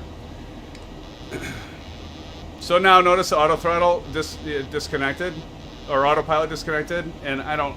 It's done that. I think it might be because of where my throttles are right now, because it's probably too high. Because if I do this, it'll probably, yeah, see it adjust. You know, I had some side tech. Yep, there it goes. The auto throttle just quit on me because I was doing that, and that's to be expected. So we just, probably because I don't have enough power on it. Should have dinked with it. Should I have? Am I landing soon? Oh, money, buddy. I'm just getting started. We're just getting started, my friend. The en route flight time is 2 hours. Well, the total flight time is 2 hours and 20 minutes. I think the en route flight time, well, let me show you how you figure that out. And you know this, money, I'm sure. But we go over to our right MFD and we hit progress. So to top a climb, that's what that TC is, 1849. So if we look at our clock, 16 minutes to top a climb. But if we go farther, Atlanta's 2016 money. So there you go, my friend. Yeah, so what do we have? That's 27 and 16, 33, 43. So we got an hour and 43 minutes money until we land. So I would not consider that soon, my friend. And yeah, I understand if you have to go to bed. I'm doing a late night flight tonight. Portable electronic devices. This is also a reminder to please keep your seatbelt fastened throughout the duration of the flight and do not form a line near the lavatory. This aircraft is equipped with onboard Wi-Fi. If you wish to connect to the Wi-Fi, you'll be directed to a page to pay a small fee for internet access. No problem, honey. That's cool, man. I suspect many will be. I might be able to pick up some people that are maybe in California where it's what is it? They're about 7. So no problem, buddy. Are you in Midwest, CST? Or are you on the East Coast? Mountain Standard Time? So these are kind of cool sounds too. The ambient sounds that come across during our flight here. It's kind of neat. Do appreciate you joining me, money, though, because yeah, I mean, I know you're in a Microsoft Flight Simulator, but even for an X-Plane flight, it's nice to have you. Honestly, I have not done an IFR flight with the Zibo, with all the, I had like, money, you probably missed it, but I updated like a million things in X-Plane, because I've been in Microsoft Flight Simulator like you, and I haven't gone back, except for X-Vision had an update for the shaders, because let's just face it, X-Plane default shaders, I thought they'd be better once they went to Vulkan. They're still crap in my opinion. They're dim, I don't know, there's just something about them, they're not vibrant. And so I was like, you know what, that was another reason I was like, well, once it went to 11.5 and it broke X-Vision, I was just like, I can't go back to like the default shaders in X-Plane. I just can't do it. They're terrible. I don't know what the deal is with them, but X-Vision finally got it updated. Okay, so why do we have the master caution on, you ask? And why does it say fuel? Are we going to crash and die? No. So the reason, of course, is our center fuel tank is at 0. So it's just a system thing. It's like, well, there's low pressure right now in our center fuel tanks, and so of course that's going to trigger the master caution. And if we go up here to our overhead panel and we look at our center fuel pump, we see low pressure. We just turn it off because it's not doing any good anyway, because there's no fuel going through those pumps. Now if we go back down here, our master caution light's off. That's all it is. We got plenty of fuel, friends. Plenty of fuel. Look at that, like 16,460 pounds of fuel, which is way more than we need. Oh, I do too, money. That's a good point. The flyby cam, that makes it worth X-Plane, doesn't it? And listening to those F-mod sounds, oh baby, that is something that is worth going back to X-Plane for. You probably saw I did a top 5 weekly announcements. There's something called, because it's so loud, I paused there for a minute. Flight control replay, where you can do some of it, but it's still not going to be as cool. But Microsoft, well, Sobo, because let's face it, Sobo's doing the work. Microsoft is doing the support of it, which is equally as good. But they're working on it. They're going to have it at some point. Money, we'll have it. We'll have it, my friend.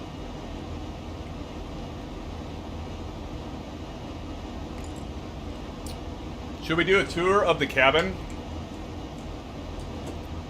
Let's go ahead and do a tour of the cabin. If I can remember the controls for it, because I'm so used to, again, Microsoft Flight Simulator. So we're going to open the door, and I think it's period. There we go. And I can't remember what it is to go faster, but there's some button. Oh, if we need a Coke and a smile, we can grab it here.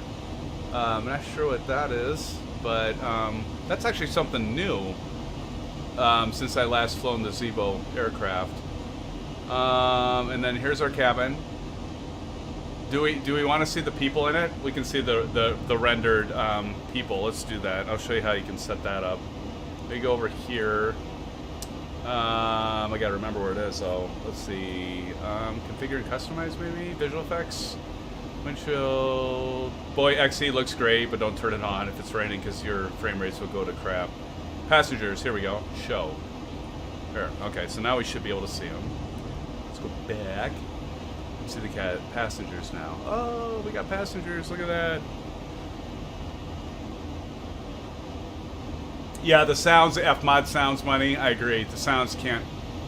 I still think the sounds are better for these aircraft, too. Making you want to install X-Plane again. I know, man. I know. Yeah, these people look like they're very relaxed, and that guy seems like he's enjoying the outside. Yeah, they're really animated, aren't they?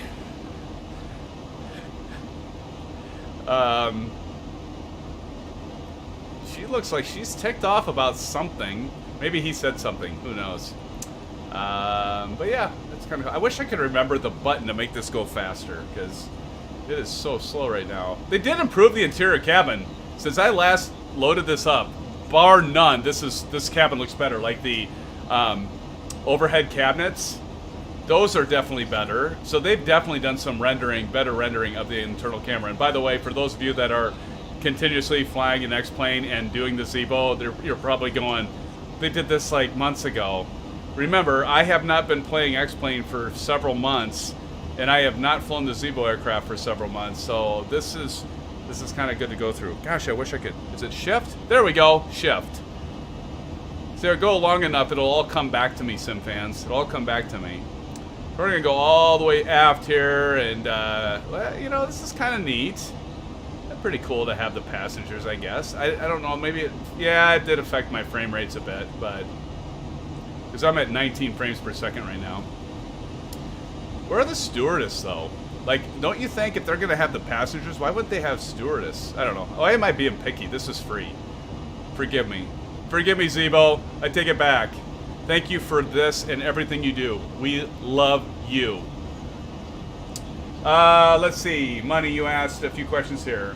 Okay, one more question, I guess. Are they coming out with the X-Plane 12? So, rumor has it that they are. But I think that goes without saying. But I did see a, look at this. Oh, I'm just going to mention Austin Meyer. Oh, my gosh. Talk about timing, SimFans.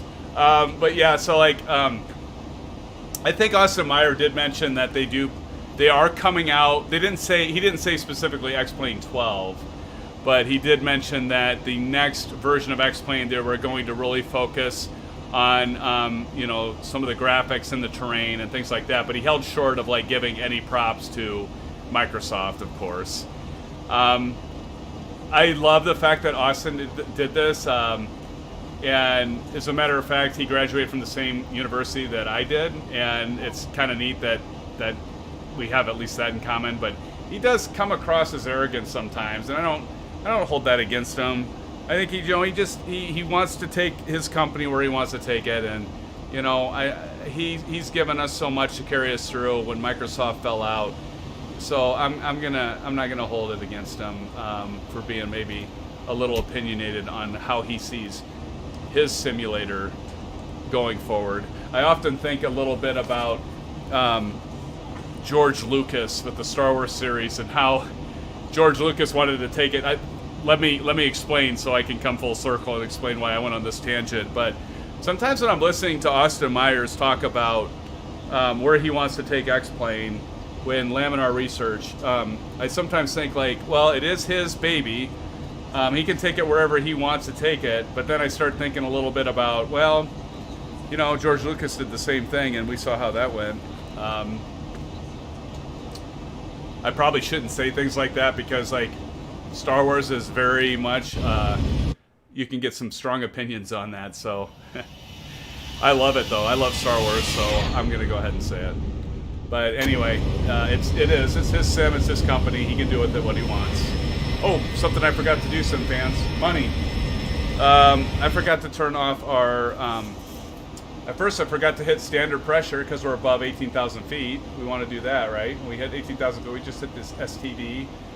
That does not mean what you think it means. That's standard pressure is what that stands for, to set it. So now it went away, that little indicator light. And then we also need to turn off our landing lights. I do that. I start talking, I forget to do this stuff. Turn off our runway lights, turn off our wing light, turn off our wheel well. And now when we go outside, and Money, there's those sounds.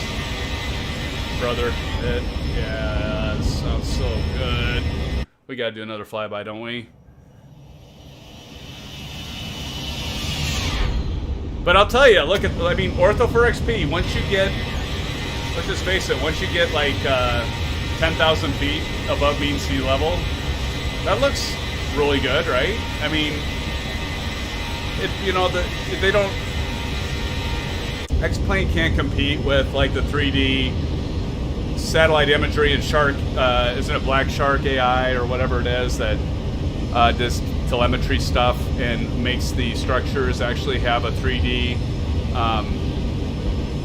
representation, so you can't really beat that. But at this altitude, it's really kind of hard to tell. I mean, I still think Microsoft Flight Simulator is a little bit better even at this altitude.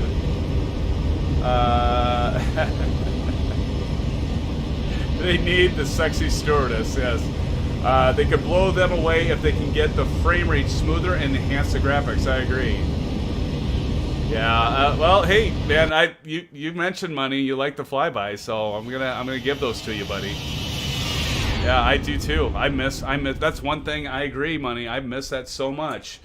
The flyby views, that we don't have that in Microsoft Flight Simulator yet, but we will. We will, my friend. We will have that, SimFans. They are working on it. That was something I was like, so I was an alpha tester for Microsoft Flight Simulator. And I know I mentioned that before, but that was like one of the things where I'm like, this is such an obvious view. Where the hell is the flyby view for Microsoft Flight Simulator? And I was looking at it, I'm like, it's not here. So of course I put that there, but give them a break. They've done amazing things in a short period of time, and I am bound to the NDA, so there's only so many things I can say. But then, I thought, well, maybe beta and that. But yeah, I mean, this isn't any news to any of you because it's still not there. But it is something I know Asobo is working on. They've stated it. And the thing I like about Asobo is they are listening to community feedback. And, there's the wish list. And they are very transparent. I think they are incredibly gifted and smart. And I love where they're taking all of this. And I was very fortunate to be a part of the alpha group and testing and being able to actually give feedback and getting early access to it. And so I am very impressed with them. I knew from the get-go, there's a very popular streamer out there. I won't mention the name. I really, really like his streams and I follow and support him. But he initially would just say, oh yeah, it's just CGI rendered stuff, on that E3 the E3 trailer came out for Microsoft Flight Simulator, which I won't lie, I actually got pretty emotional when I saw it because I've been doing this for years, ever since like back in the SubLogic days. But yeah, and he's like, well, he mentioned like it's just CGI. I don't believe anything. Well, I mean, I'll give him credit for the fact that, you know, we've all seen what Microsoft did. They put that Microsoft flight out, and that was horrendous. So I can't blame this streamer for being very, very critical and you know, just maybe a little bit pessimistic on what might be coming of the simulator, but. That streamer has reverse gears and does quite a few Microsoft Flight Simulator streams and also X-Plane still. Yes. Money, you say, I still can't believe they don't have water splashing for the icon when you land in the water. Yeah. Oh, yeah, that's true, isn't it? I don't do a lot of those, but that is true. I have noticed that. And a replay system, yeah. Again, flight control replay. Do check that out. I think it's going to be worth it. But like, look at that, Money. Tell me that doesn't look good. I mean, Ortho 4XP. It's still satellite imagery. It's just the thing that I think sucks about it is you got to have a ton of storage. I've got 2 Western Digital black drives, 7,200 RPMs. They're each 8 terabytes, so 16 terabytes. I've got an internal 8 terabyte, and I've got them pretty much not completely filled. But I've got 2 of those drives completely full, and another one probably about a third of the way full, just on this satellite imagery. And so I think Microsoft really figured it out when they did the Azure and the streaming of the satellite imagery. They certainly got that figured out. But Money, doesn't that look good? I mean that's you can't argue with. I mean, that's true to life satellite imagery. I mean. When you're, I suppose when you're at 34,000 feet in the air, anything's going to look 3D and right. Notice though we've got some, you know, for the most part they do well, but you see I've got some textures here that are, well, not textures, but just within that image is clouds, because, you know, I think Bing. So you can select with Ortho 4XP, you can select Bing as your satellite imagery like Microsoft is, or you can select Google for a satellite, and there's another one I can't think of right now. But overall, they try to get as many pictures stitched together from the satellites that they have very few clouds, at least as much as they can. My instructor in real life, when I was working on my PPL, he actually, so I got my PPL but kept in touch with him, and he went out to the East Coast and flew Cessna 182s with a high-definition camera, and he was one of the pilots that did that for, like, and they sell it, right, this high-definition satellite imagery to companies like Google and Bing, Microsoft that owns Bing, and others that put that out there. And so he's actually, now he's an airline pilot, which is kind of cool. He lives in New York. Yeah, it does look good, doesn't it?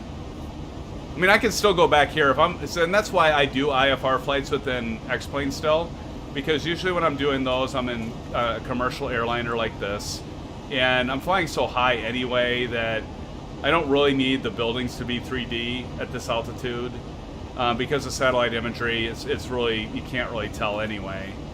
So at this altitude, everything looks good.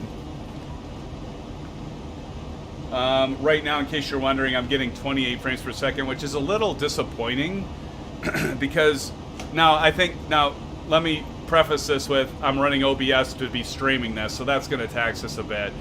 Normally when I'm up and running on X-Plane, and this is my first X-Plane stream, but normally when I'm flying in X-Plane, when I'm not streaming, I'm usually at this altitude, I'm running at about 40 frames per second. Looks like our stewardess is starting some sort of service. In a few moments, we'll be starting our in-flight service. We will be serving complimentary drinks and snacks. Please look in your seat back for our list of complimentary and premium drinks. Premium drinks are available for a small charge. Please note that we only accept credit cards. Yeah, Money, I know. I mean, I spend so much money on storage, then that's the thing. Yeah. That's absolutely right. That's why Microsoft or Flight Simulator is so great, because you don't have to set aside, you know, frickin' half a terabyte of disk space. Not that that's really what I need to set aside, but yeah, I mean, it takes a lot of space for sure. well, more than a half a terabyte. I mean, each drive I have is 8 terabytes, so more than that, right? I was thinking petabyte. But yeah, that's a lot of storage need for doing ortho. Now, the one good thing about it is if you're flying and you lose internet connection, it's not like you're going to lose your scenery like you would with Microsoft. But how often does that really happen anymore? There's just something about it. Let's check our passengers, shall we? Because we have PACX running. We should see how they're all doing. So let's check on them. I gotta turn this on so you can see it. Again, ignore the black background. This is the only way. I mean, I didn't have much time to dink around with it, but it was the only way I could get this to show. Otherwise, it was showing nothing. But this is when you have this running. You only see the circle and the green circle and the outlying circle. This black window is not there. That's just something with OBS. So ignore the black box. But let's go ahead and, oh no, there we go. Okay. Let's see if they're bad. How are they doing? 80%. Expected arrival 1 hour 29 minutes. They're serving up snacks and drinks. Let's check on our passengers to see how they're doing. The stewardess, see the white dots of the stewardess running around the aircraft, serving up drinks and food and things like that. I don't know. It's kind of cool to be able to see this. Viewing cabin level 1. Well, that's only one level for 737, as far as I know, right? It's not like a 74 or an A380. All right, so they seem to be happy. Seatbelt sight is on, though. We better turn that off. So we'll go here. Let's turn it off. So say seatbelt on, and then okay. Now we'll hear her.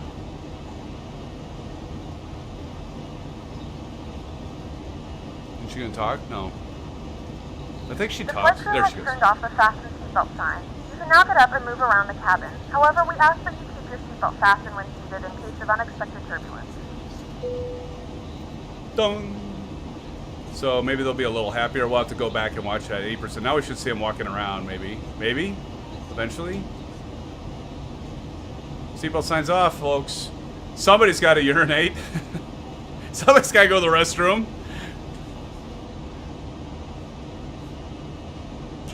They'll get up and walk around eventually. Speaking of which, I need to do that.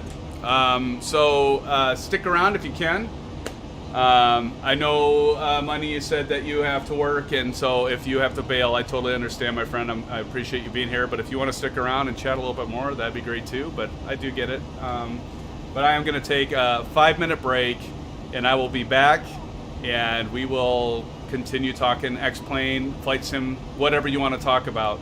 Throw it in chat, we'll talk about it, and I'll be right back with everybody. Take care. I'll be right back.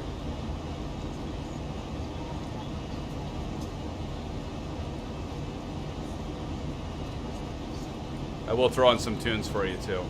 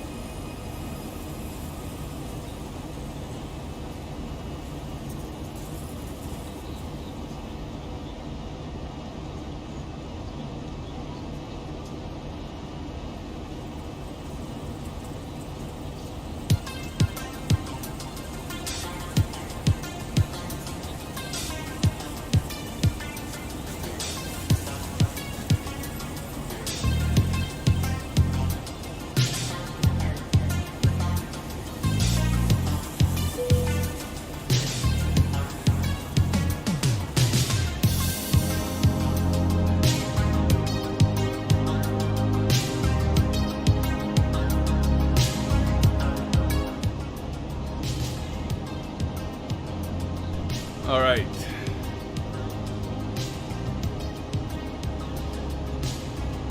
Why aren't there anybody like walking around? I don't get it. They should be walking around.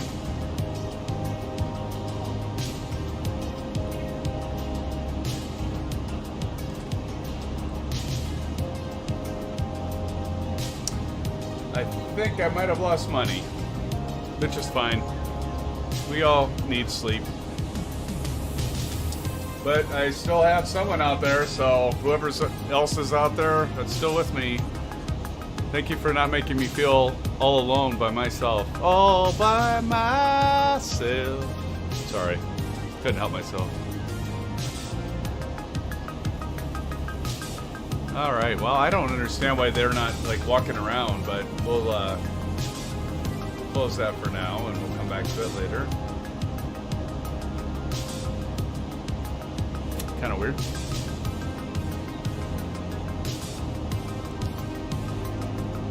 So something we're going to check here is how soon are we going to be at top of descent? So what does that mean? Let's turn off the music for now. So top of descent, essentially all that means is the point of when you're going to start descending. That's all it is. So, you know, we've been cruising at 34,000 feet. And so top of descent is just simply going to be when we are going to start descending. And so if we scroll out a little bit, so you can kind of see it. It's this right here. That actually says TD, T/D. So when you're flying your route, you can actually tell when your aircraft is going to start descending. And so that's all that means. I don't know what river that is. But yeah, so top of descent is essentially that. Oh, another thing that, wow, 23 frames per second? It's gotta be OBS. It's just gotta be.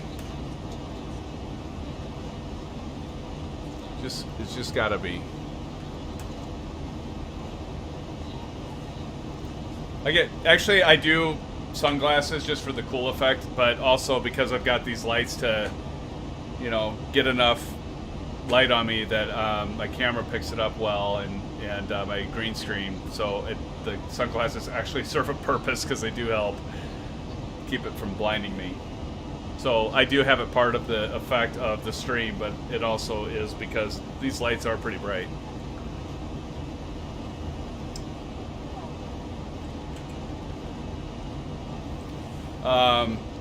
Yeah, 24 frames per second. What is up with that? Now it's at 26, but it's got to be OBS, I'm guessing. Because normally I'd be up here flying at this. I'd be at like a 40-some frames. So Microsoft Flight Simulator, actually I'm going to check something. I'm going to check Task Manager and hopefully not crash the program here. Our GPU, see, this makes no sense. I'm going to share this with you, with all of you, because this drives me crazy. Like, why is it not utilizing all of the cycles of the GPU and CPU? I don't get it. So we want to do a window capture, and let's do I have Task Manager on there? No, I gotta create a new one. Okay, hold on. Task Manager.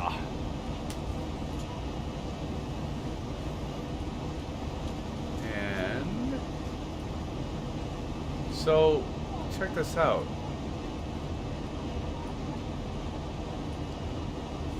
So, can somebody please explain to me why X-Plane is only utilizing about 50% of the GPU, not even that, and for a CPU it's at 70, 81%. Now, mind you, I'm glad it isn't using all of it because it leaves resources for OBS to work.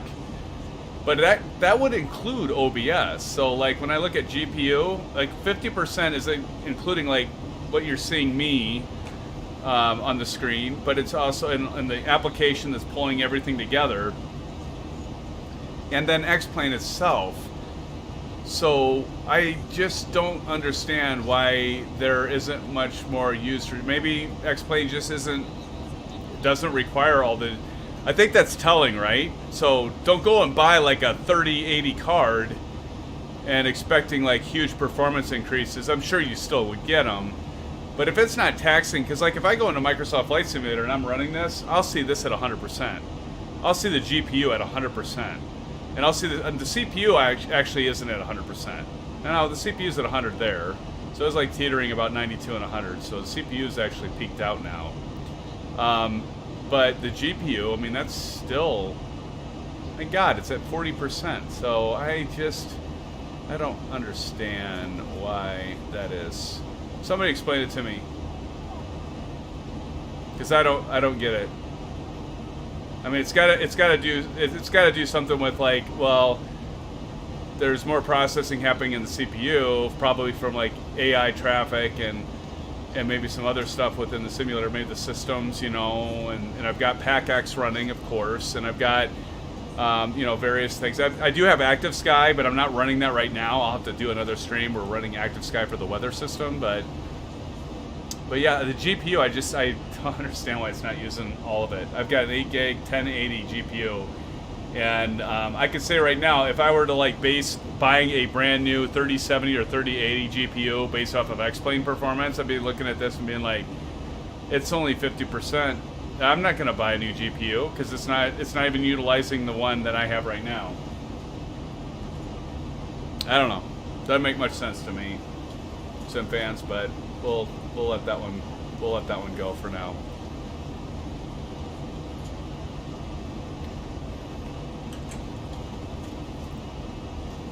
So let's check and see when we will be at top of descent. And I'm going to show a few other things.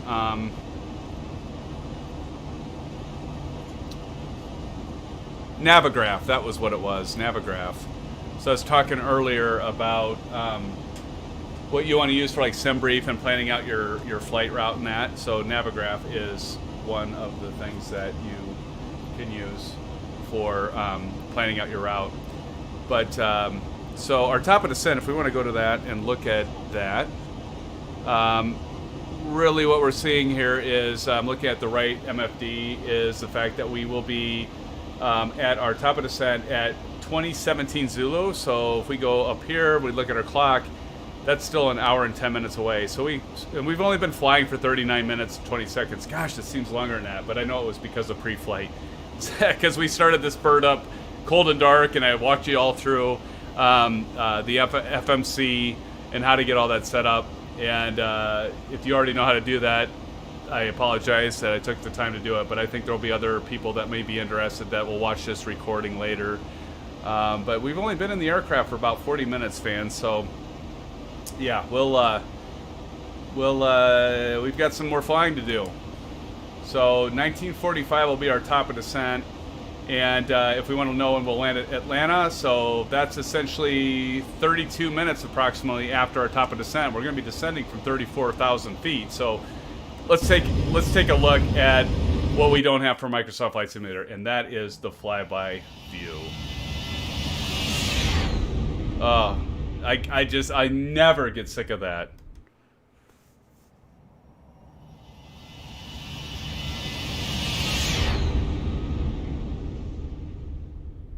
And you know, I like the particle system too, like the contrails here, where you can see, basically the atmosphere and the condensation from the jet engines. Gosh, that looks so good.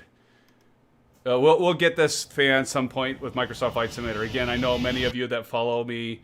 I've been mainly focusing on Microsoft Flight Simulator, but I just had to do a night of X-Plane. I haven't seen. I haven't seen some of the fans on here that are X-Plane yet. Everybody's been popping in and checking in, and I think most of you are doing Microsoft Flight Simulator. And like I said before, I've done Microsoft Flight Simulator solely for probably the past 2 to 3 months, and I haven't really done much in X-Plane other than get X-Vision and get the shaders updated, and then do a couple flights just to see them, and then pop back out. But I do like X-Plane for IFR flights still, because if you're running Ortho 4XP, like you can see, it is absolutely gorgeous. And if you're flying at 34,000 feet, it is just every much, I think, almost, maybe not quite as good still as MSFS, but it's pretty damn close. Because, I mean, just look at this, SimFans. I mean, come on. I mean, that's real satellite imagery too. That looks just as good, in my opinion, as Microsoft Flight Simulator if you're at 34,000 feet. If you are at 5,000 feet, 1,000 feet, 2,000 feet, no. Microsoft Flight Simulator is going to bury X-Plane in visuals. But at this level, it's I think you're better off in X-Plane right now for IFR for sure, and for third-party aircraft. No question. And you have replay, and you have FMOD sounds, which Microsoft Flight Simulator does have good sounds. I'm not gonna say they don't, but nah, that kind of sound. I don't know. We don't have a flyby view in Flight Simulator yet, so I guess I can't be fair to say that. But flyby view, fans, come on, tell me this isn't the frickin' coolest. Turn up the bass, turn up the volume, because that sounds amazing. And the fact that the Zibo 737, this aircraft, is free. If you don't have if you have X-Plane 11 and you don't have the Zibo 737, oh, look at that! There's another aircraft there, fans. Check that out. Let's see if we go in the cockpit if we can see him. What the? Look at that. Let's see, what is he? What is he? I guess another 7.3, isn't it? That's got to be another 737, it almost looks like. Oh, it's kind of hard to tell. It's kind of cool, though.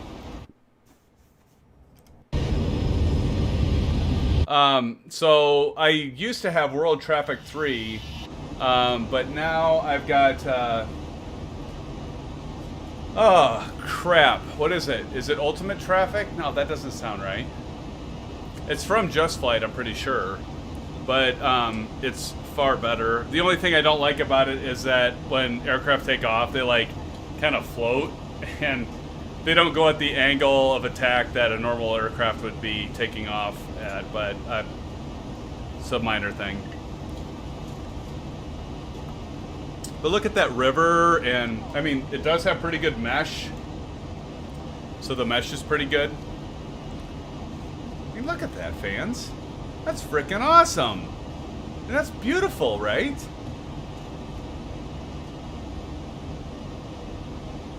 You can't tell me, I mean, it's a little green, but, you know.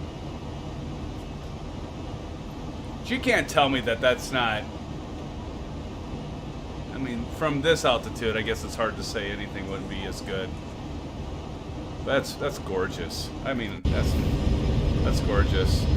The 2D cloud, those are kind of annoying, but the shadows underneath them, although that looks almost real, but that's kind of annoying. But you know what? It's free. I mean, all this is free. The 737 is free, okay?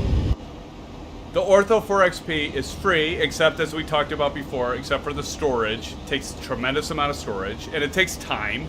It takes your time to download it and, you know, parse it, and it's not hard, but it does take time. You know, so time is money, as they say. So it's not really free, but I mean, in terms of like a capital investment, like upfront, pay the dollars over. The Zibo's aircraft is free. The Ortho 4XP is free. It may not be free if you have an ISP that has limits, data caps, but be aware of that. Definitely be aware of that. Right now I'm going through MetroNet. It's fiber. I've got a gig down and a gig up, which is amazing. And there is no data cap, so I love it. Because I was going through MediaCom before, and I had the, let's see, I had the 200 meg service, 200 meg down, and it was like stupid. Like it was like 20 up or something like that. And I had a 2 terabyte limit per month, and you're probably thinking, oh my gosh, who would ever spend that much data? But it's easy to do, especially if you're doing Ortho4XP and you've got kids on YouTube and you're doing 4K movies and streaming and stuff like that. It's easy to eat all that up pretty quick. But anyway, so do be aware of the your internet service provider, and if you have limits on your downloads and uploads, and most of them they basically say download and upload. They compute it together, they figure it together, and they cap you. But I do like I do love MetroNet, and I love the fiber that I'm on. Hopefully everything looks good to you all. But again, it's all free. I mean, the Zibo's free, the Ortho4XP is free, as long as you don't have the data cap, and it's just a matter of time to put it all together. The mesh is free, so there's a mesh that you download to do all this terrain, and as you can see, you know, that's actually 3D. I mean, this terrain here is 3D. It's a 3D mesh that you download. That is free. So again, if you have X-Plane, or even if you don't have X-Plane, because I mean, let's face it, $60. I mean, how many of us pay $60 for a game that we might play for a few days and then go on to something else? So I still think X-Plane has a place on everyone's hard drive, or most people's hard drive. And if you like really good third-party aircraft like Aerobasque, you know, I'm trying to think of the other one, Tullus, like the A319. There's another one. There's a lot of them, actually. Go to xplane.org and go to the store, and you'll see all kinds of them that are really good.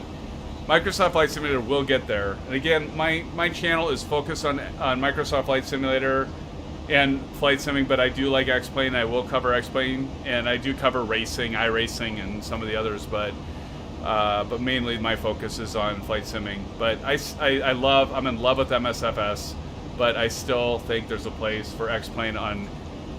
If you're a flight sim fan, you need to have X-Plane. Even today, you still need X-Plane. Or you should. I don't think you need it. That's probably not the right word. But I would still say, with this kind of stuff that you can do for free, as long as you have the storage and time, check it out. It's worth it, my sim fans, my friends.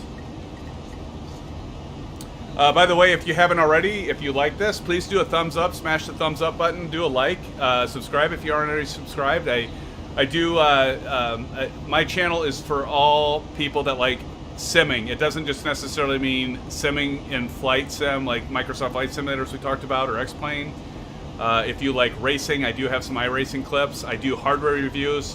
I've really focused on the Alpha and the Bravo Throttle Quadrant from Honeycomb, TPR pedals from Thrustmaster, and I continuously do software reviews, scenery reviews, add-ons, mainly for Microsoft Flight Simulator, but I do talk about X-Plane as we're doing tonight. And then, you know, and I did pick up the, if you're a sim racing fan as well, or maybe solely, I did finally upgrade to the Fanatec CSL Elite version 1.1 wheelbase and wheel. Here we're going to do a little bit of a turn. And the Club Sport pedals. I got a stand, and I picked up the shifter. Oh my God, is that beautiful, sim fans. It's all metal. It feels like the real thing. So if you like racing, it's expensive. It's $250 for the shifter. I mean, just for the shifter, it's $250. I'll probably do a review on that as well, but it's well worth it. I was kind of like, you know, by the time you pay $250 for the shifter, it's got a sequential knob for the shifter, and it's also got a full knob for the H pattern. But, you know, I was like, okay, it's going to be like almost $300 by the time shipping and taxes and everything. But I got it, and I'm like, why did I do this earlier? So I might have to do a review on that at some point. But definitely appreciate all of you joining me tonight. Thank you so much. Hope you're doing well. I hope you're finding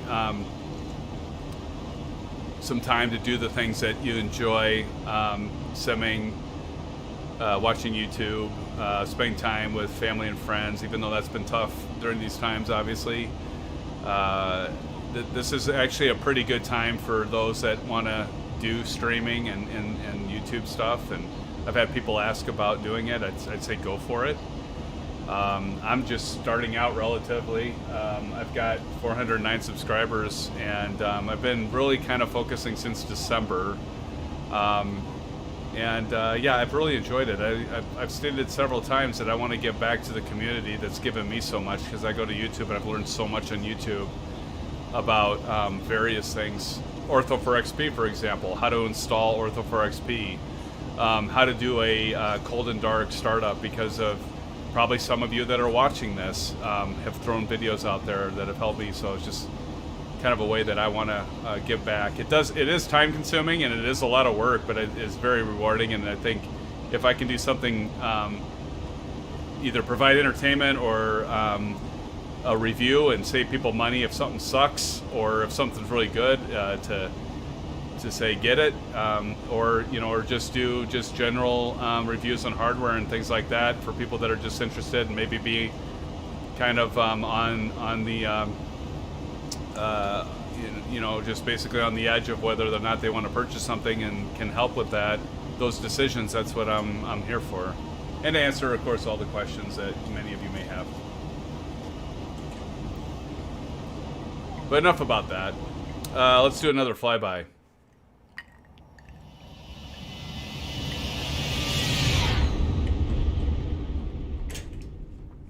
Gosh, that's so good. Oh, that never gets old, does it? See, now, like, there's the mesh right there, fans. Like, look at those mountains. And listen to that sound. And what I kind of like, we zoom in here, notice as in the real aircraft, you can like see through those fins on the engines. We got some pilots up here. I think actually you can see people in the window, if I'm not mistaken. Yeah, see, there they are. See them? You see them. Pretty cool.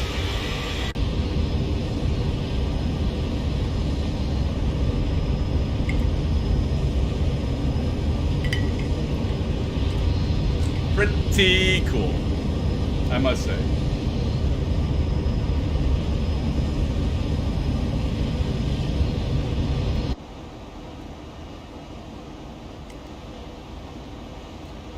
Top of the set, 1945. Actually, time's going by fast. 23 minutes we'll be at our top of the set. Oh, I've mentioned this. So a really important tip for those that you don't know. Make sure that you do your ILS intercept, altitude, set that before your top of descent. So let me explain something here. And for those of you that know this, bear with me. So right now we're cruising at 34,000 feet, right? And we have our altitude set at 34,000 feet. So if I look at, and let me see if I can share this here. I want to go to Air Nav. I just hit my Bravo, or my Honeycomb cam. Shame on me. But I'm going to go to Atlanta. Okay. So one of the things to be aware of is, so we're going to be, based off our approach that we looked at, let me bring that up again. So from SimBrief, sorry, I've got too many flipping windows open. Okay, so from SimBrief, we take a look at this. Remember that if we go up here to our routing, and we have ILS 9 left, so runway 9 left. So what you need to do is bring up the approach plate for runway 9 left. So let me do that quick and show you what I want to show you. I want to make sure you can see this. Let's do Chrome, because I'm going to show you my browser screen.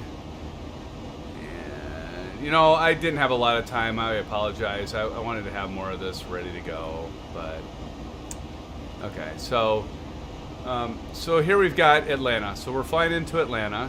All right. So let's double check our elevation of Atlanta is at 1,026 feet. So if we look at our landing altitude, so we've got this landing altitude 1,050, so I think we're good there, right? Okay, we're good. You couldn't see that because I didn't hide it, but okay. Anyway, but if we go down here, we're going to look at our, again, airnav.com, right up there. Bookmark that. You should definitely bookmark that, because it is one of those things that move that out of the way so you can, but yeah, it's one of those things where, you know, you really should use this to your advantage, because there's so many things. See, I'm doing this on the fly, so you can see I'm not seasoned by any means. But you know what we're looking at here is we want the ILS approach plate for runway 9 left. So we're just gonna scroll down here, and AirNav again is free. So here we see ILS 9 left, and there's the download. So we click on download. Are you seeing this? It's over. Okay, sorry. Turn that off. Okay, so I need to zoom in here. So your ILS intercept is this 2700. So what you're looking for is this little X here, SimFans. That's your little X there. So what I would recommend is if you're flying the Zibo or any commercial aircraft, when you're going in for an approach, the key is to make sure you set that altitude before you reach top of descent. Because if you don't, your aircraft is just going to keep flying at 34,000 feet. Even though it should be following the vertical navigation, that B-nav button, right? We set vertical navigation. So let's look at that really quick. Here we go. So let's take a look at that. So that B-nav, come on. I'm still not used to my, I'm still not used to that. Okay, so B-nav is this button right here. So that vertical navigation, that's all that stands for. So that's your descent profile, fans, that you're going on. So if you have 34,000 set here, and you hit, when we talked about that top of descent, let's see if we can zoom in a little bit to see what that looks like. Yeah, here we got it. So see that spot right here, the circle. So here's our flight, our horizontal flight path, this magenta line. So we have this green circle that says top of descent. If we leave this at 34,000 feet, we will not start descending.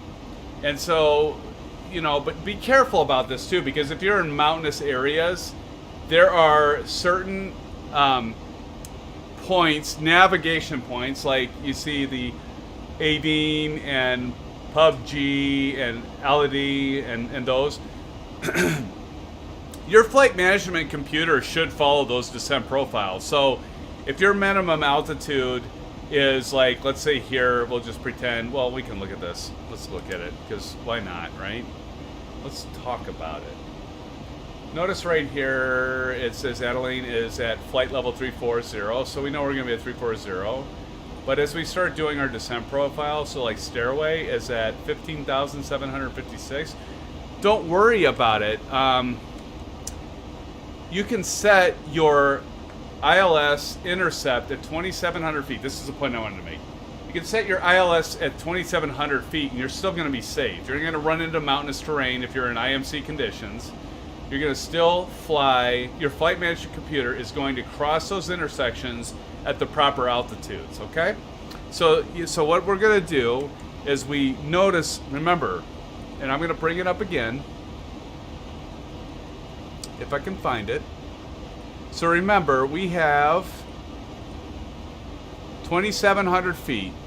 and our ILS intercept right here. So this is when we will be flying into runway 911. We'll be landing on runway 911, and our intercept is at 2,700 feet. So what I like to do is I just go ahead and I set, now that I'm at cruising altitude, and now you're going to see this. And you probably already know this. So I probably have people that are watching right now that are like, okay, I know this.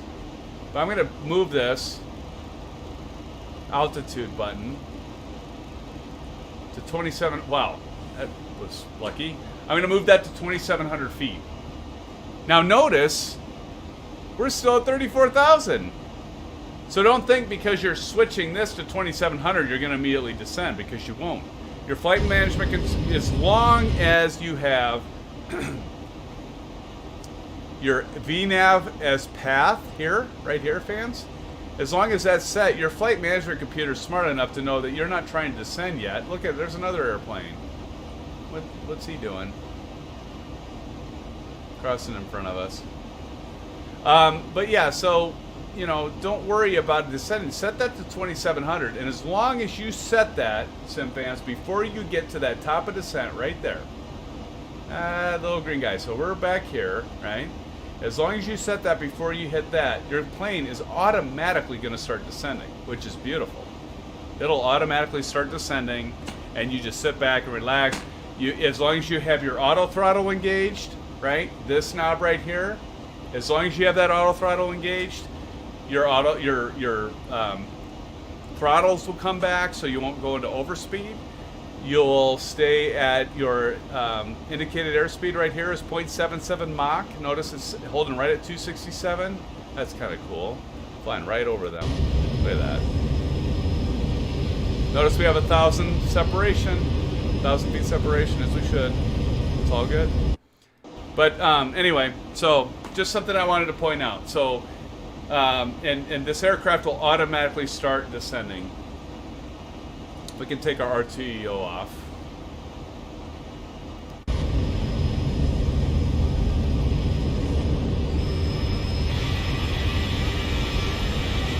Yeah, that is beautiful terrain though, isn't it? Oh, there's another aircraft.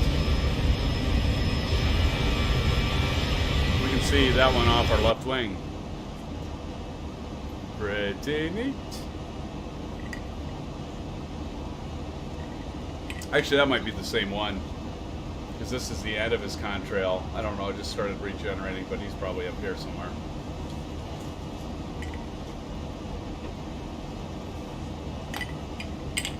But anyway, I just wanted to point that out, because I know initially I was confused a little bit about, you know, the FMC and like when do you set the different altitudes and everything like that. So hopefully that helps you.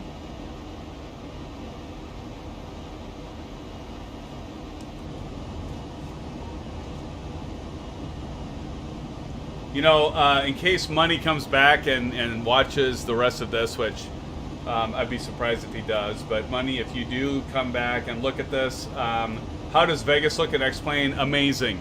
It actually does. I've got the Fly Tampa scenery for X-Plane, and it looks great, and as does it in Microsoft Flight Simulator. I would say that Microsoft Flight Simulator probably looks a little bit better, but not by all that much. So I've got the Flight Tampa scenery for both, and it looks good. So if you do come back, Money, and watch this, yeah, Vegas looks amazing, my friend. It does look good. Let's do another flyby, fans, because this is what we miss in Microsoft Flight Simulator, is that. That is what we miss, because, and these F-mod sounds, oh boy, does this sound good.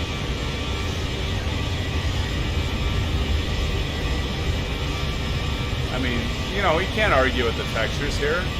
You see the passengers in there, but it's pretty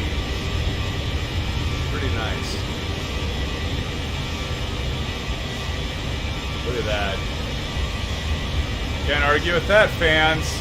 Look at that aircraft. See, this is the thing. I like this. I like the AI aircraft add-on for X-Plane. You can actually see more stuff.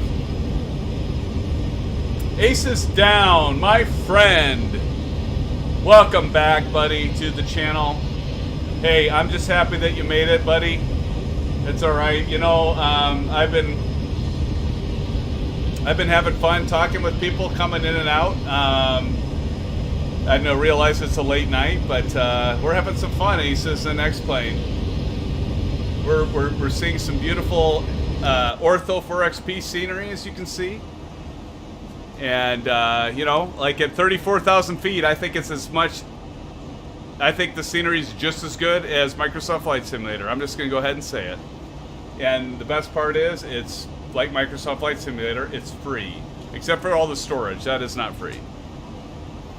But it looks beautiful.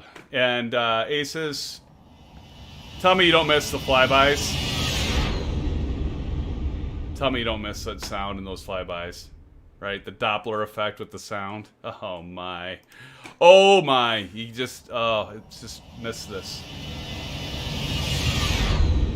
I actually, the other streamer, or the other viewer that was watching the stream, Money, he was like, I think I had him almost convinced to reinstall X-Plane. But because I know most of you are probably interested in Microsoft Flight Simulator, I've been covering a lot of that, and Ace is down. I know we were playing FPS the other night, and that was a lot of fun, but I'll tell you what, I had to... You know, they talk about proficiency in piloting. I'll tell you what, I haven't flown X-Plane 11 and have done a true IFR flight with the departure and the, you know, the SIDS and the stars. And I had to, like, brush up, and I had a lot of updating. I had the AirNav data I had to update for X-Plane. I had to update the Zibo. I had to update the airports, the Toronto. Yeah, I mean, I spent probably 3 hours getting my simulator or X-Plane up to speed and myself up to speed, just to make sure that I didn't make a fool of myself during this stream. And so far I haven't. I hope I haven't yet. But yeah. Well, you know, Aces, I was hoping that I would pick up Frank, but I don't think he could make it. I did not see him post anything. So for those of you that are watching or watch later, Aces Down and I were streaming last weekend, and we had Frank pop on. Frank Rose, I think, was his net ID, if I remember correctly, or YouTube name. And he actually mentioned he had to leave, and he was watching the stream, and he said he had to leave because he had to go to work, and he worked the ramp for Air Canada at Toronto. So Aces mentioned, hey, SimFanatic, you should do a flight. I think he said 2, but two or from, either way, from Toronto. And I'm like, you know what? I think I have the GlobalArt payware scenery for Toronto. So Aces, you might have to go back and check out the beginning of the stream after we're finished here, because we did take off from there, and I did update the scenery and did a quick preview and you know, look around there. And but yeah, unfortunately Frank didn't. I don't think he made it. Hopefully he'll. I know he's a subscriber, so hopefully he'll check it out later and know that this is in dedication to him from us, right? Because that was pretty cool when he said, yeah, he worked the ramp or Air Canada at Toronto. So pretty neat. And you came at you came at a good time, Aces, because as you can see from our right MFD, we are to top of descent. We're at 1945, and that is coming up. We've only got 7 minutes. I've already got. I was explaining how to do the VNav stuff, and we've got it dialed in here. I've got all this mapped to different. We already got the ILS intercept at 2700 for runway 9 left at Atlanta. So we're like set, locked and loaded, buddy. We're ready. Awesome. Yeah, take a look after the stream. I appreciate you. But welcome, Aces. Thank you. And to all of you, the rest of you, we've got 2 others on the stream right now. Appreciate you flying with all of you flying with me tonight. Do love having you around. But look at that. Look at that texture. The mesh is free. The imagery's free. Just again, you gotta take the time to do it. Again, if you love flight simming, I think many of you probably already have X-Plane 11. But if you uninstalled it, like Money said, I wouldn't uninstall it unless you really don't have hard drive space for it. Don't uninstall X-Plane. There is a place for X-Plane on your hard drive, fans. There is a place for it, as you can tell. There's still stuff between if you're doing IFR and you have a lot of third-party software already for it, or you want to have some really good third-party aircraft. Don't get rid of it. There's still a place for it.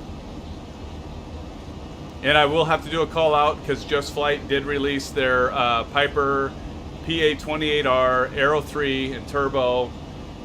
I will probably be flying that live stream on Saturday or Sunday. I haven't really figured out. My daughter has a play that she has a lead role in, so I got to figure out what time I might have this weekend. But I do plan on taking the Piper Aero 3 because I've been talking about it forever. Out for a spin and doing a flight in Microsoft Flight Simulator with it. So do watch for that and join me if you have time.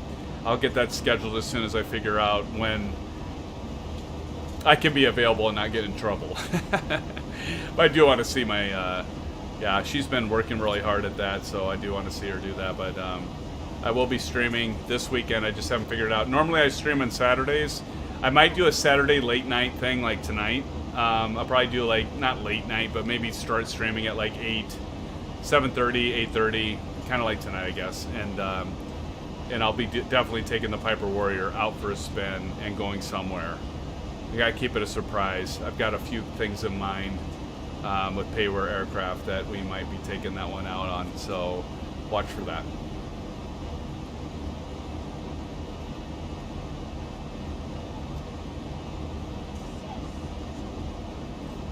Do another flyby view because we love it. And that F-mod sound. Oh my. Yes, exactly. He says family, yep, family first, then the fun stuff. You know, that's why the late night streams for me are kind of becoming a commonplace, which is fine because I think some of us are night owls.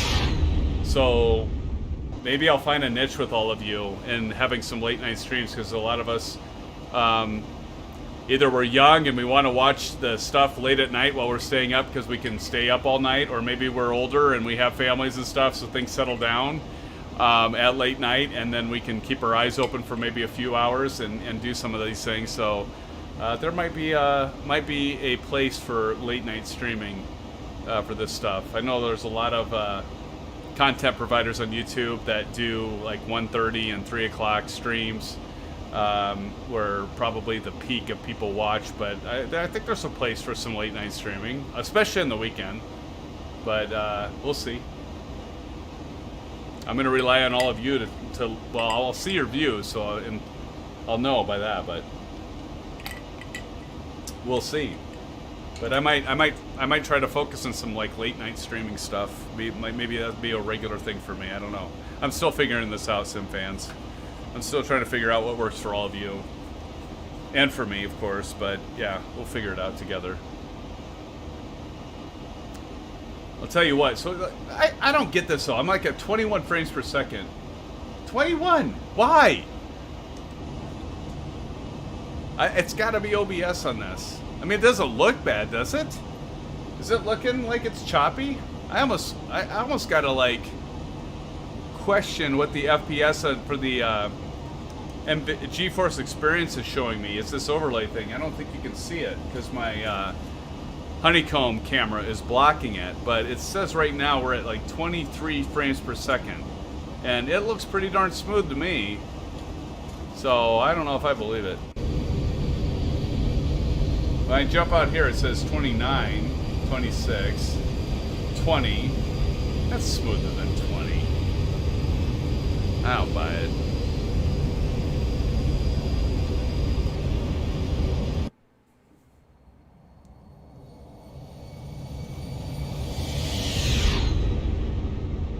And when it gets up close like that, it might chop a little bit, so I could get it. I could believe it then, but I don't. One more flyby, because flybys are cool.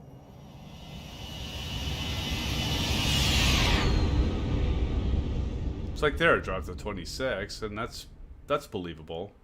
And now it's at 30, 28, 29, 26, 25. I don't know. All right, thanks, Aces. Yeah, I don't know if I buy the counter here. I might have to bring up like the default FPS counter in X-Plane, because I don't think I buy the G. Maybe it's queuing in on maybe the panels and stuff, like the MFDs and that. Maybe it's like seeing how fast those are refreshing, and it's doing some sort of algorithm that it's messing that up on frame rates, because it does not look like it's running, like right now it says it's running at 22 frames per second. That looks a lot smoother to me than 22. Yeah, but I agree, but I mean, I would still think it would, but yeah, I mean, that could be, at this altitude, it could be a little smoother from that, but, I mean, if I'm looking at the ground moving by, though, I mean, I would still think I would be able to detect if it was a little stuttery or choppy, and it looks pretty smooth. But maybe it's just G-force picking that up. Flight attendants will begin handing out forms momentarily. Please review and complete these forms and keep them with you for presentation upon arrival. What did she say? Forms for what? I don't think I ever heard that one. We're not on an international flight, so I don't know what forms we would be filling out here on this flight.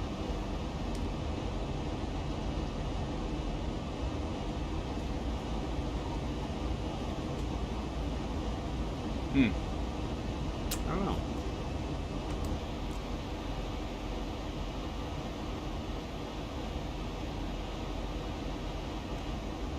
So notice we have begun our descent, SimFans. So we're at 251 knots. We're making our way into Atlanta.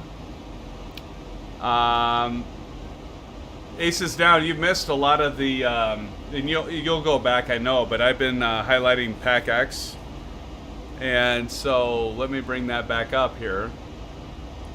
Let's see what the passengers, if they're happy with this flight or if they're not.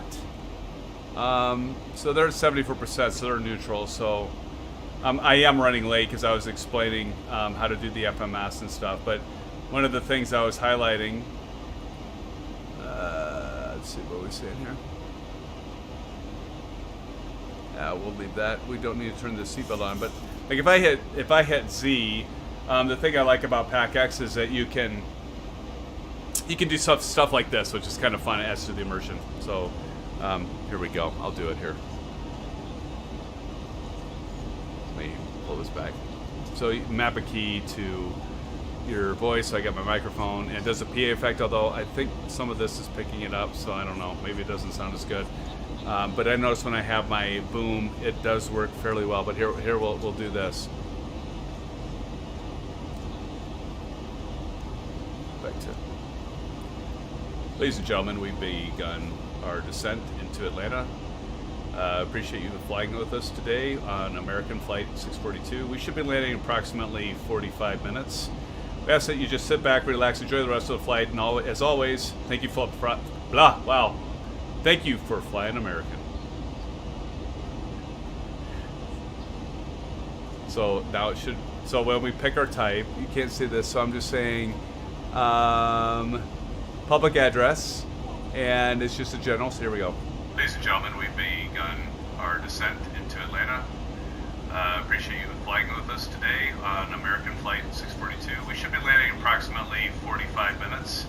We ask that you just sit back, relax, enjoy the rest of the flight, and as always, thank you for Thank you for flying American. So that's that.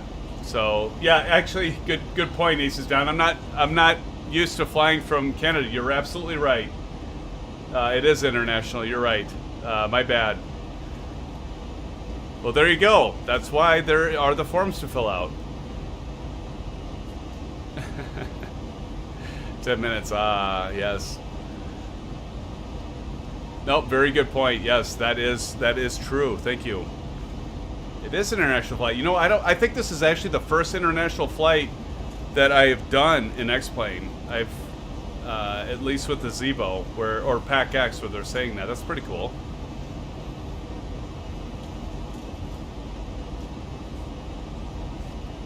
My bad. That's why I have people like you to like remind me where the hell we came from and where we're going.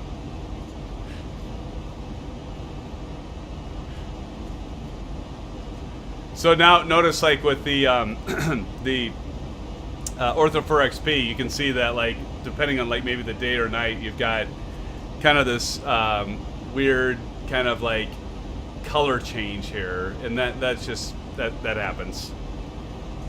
You know, there's some developers and things that will actually kind of polish it out and blend it so it isn't as obvious as a straight line across the terrain there, but I don't know, it's okay. I mean, it's free. I can't argue with free. Hard to argue with free. But I mean, look at that. That is beautiful. That is absolutely beautiful.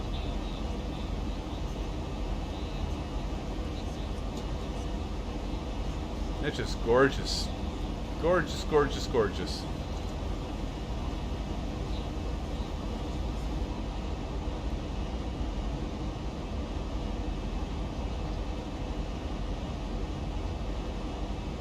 You know, that was the thing, like when Microsoft Flight Simulator came out and like people were like, oh wow, satellite imagery and you can fly over your house. I mean, we've been able to do that with X-Plane for minus the 3D, you know, buildings, but in terms of the imagery, we've been able to do that for years, and not a lot of people even realize that. I know many of you probably did, but it's still cool because let's just face it, most of the average simming fans or even gamers that want to like kind of dabble in simming a little bit here and there, just kind of check it out. There's no way they're gonna like buy all these drives to store all the satellite imagery and go through like downloading the mesh and then downloading the scenery and then putting it together in the right folders and everything. They're not gonna do that. So Microsoft and Asobo being able to bring that to everybody, and I'll tell you what, I'm glad they are, because it's less that I have to think with and do before I want to take advantage of it. But you can still make this happen, and I think that's the thing that like probably a majority of the public, except for us sim fans that have been doing X-Plane and Ortho for years, have realized for a while, is that this stuff has been out there. But I think the Azure and the streaming is certainly something that is pretty neat.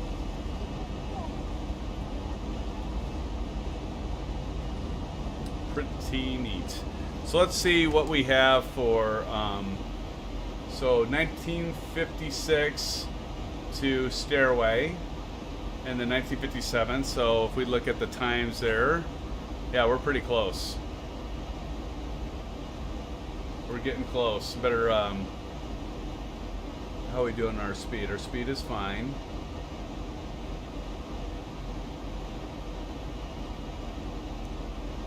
Extend that out a little bit. Yeah, that's true, Aces. Yeah, all but hardcore want the plug and play. Absolutely right, my friend. Absolutely right. Plug and play. Remember when it used to be plug and pray? It's not so much that anymore, actually. Usually stuff is working nowadays. So yeah, absolutely, Aces. That's about what it is.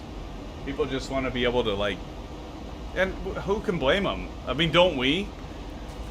The only reason we did this hardcore stuff is because we wanted to be able to do it. But if we could take a choice between spending hours putting all this, downloading it and putting it together to make it happen within our sim, or just launching it and being able to go, yeah, we definitely will take it, right? We won't argue that. But that was the only option we had, Aces. We just, and I know that's what you're saying, that's all we had. We had to do this if we wanted this kind of scenery, for for sure. God, that looks good though. I mean, I haven't done this for like several months, and I start getting in my head like, oh, Microsoft Flight Simulator, it's like the best scenery ever, and it is. It absolutely is. But I like oftentimes forget how good it looks in X-Plane if you're at altitude, key being you're at altitude, and how freaking good it looks with ortho, because it does. I mean, you can all see this. It looks amazing. I think often I forget how good it looks in X-Plane using Ortho 4XP. Look at that.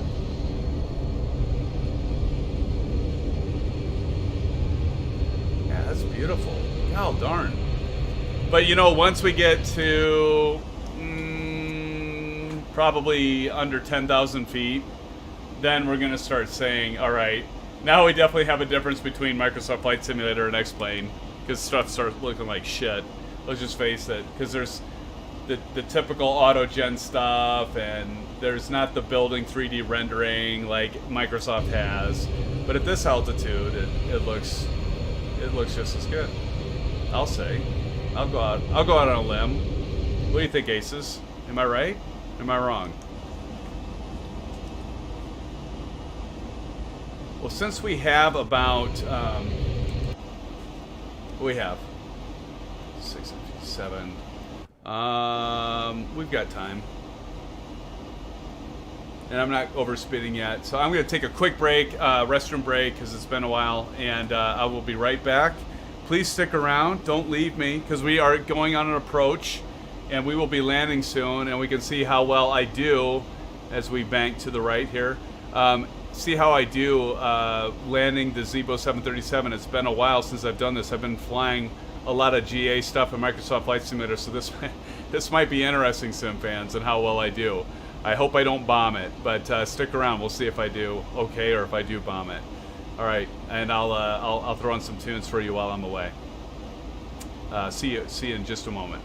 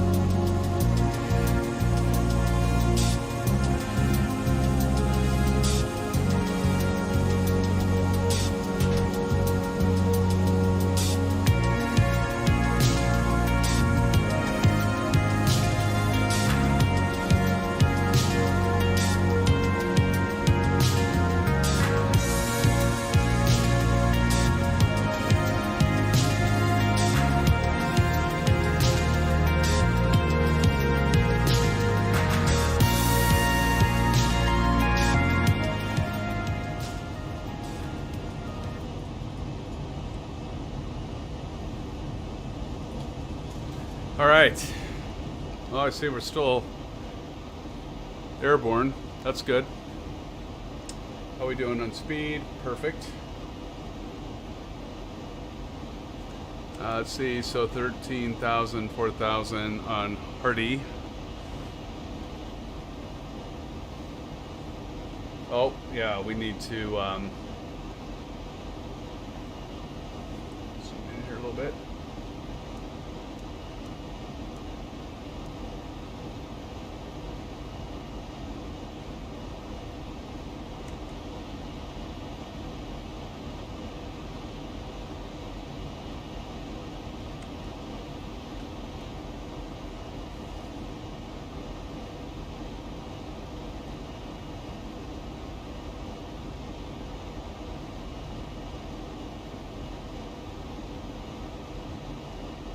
So we'll see the air brakes if we want to put those in. See those work? Kind of neat.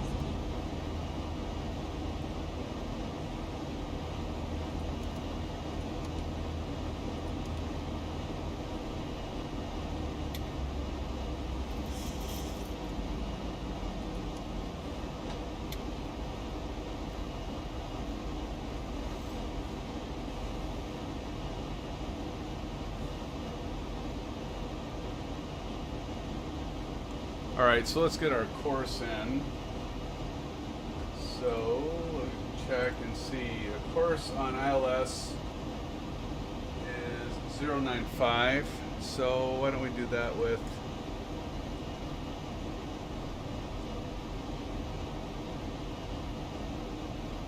Why is that working?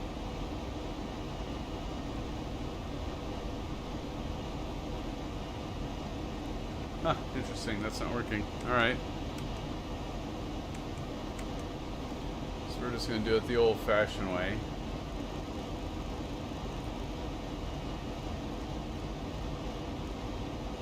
.95 there.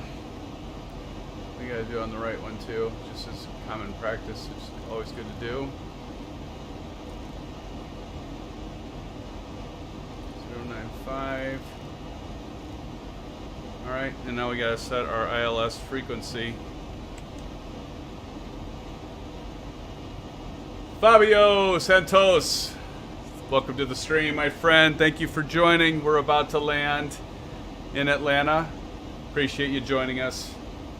Thank you, thank you, thank you. Alright, so our nav frequency is 110.5.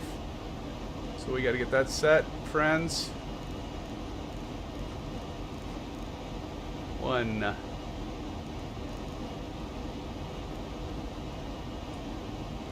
course, I'm doing it on the wrong one. 110.5. We were doing comm. I didn't need to do comm. So we got active on the nav there. And of course, we want to do it nav over here as well. Kind of as that backup. So we're going to transfer that 110.5.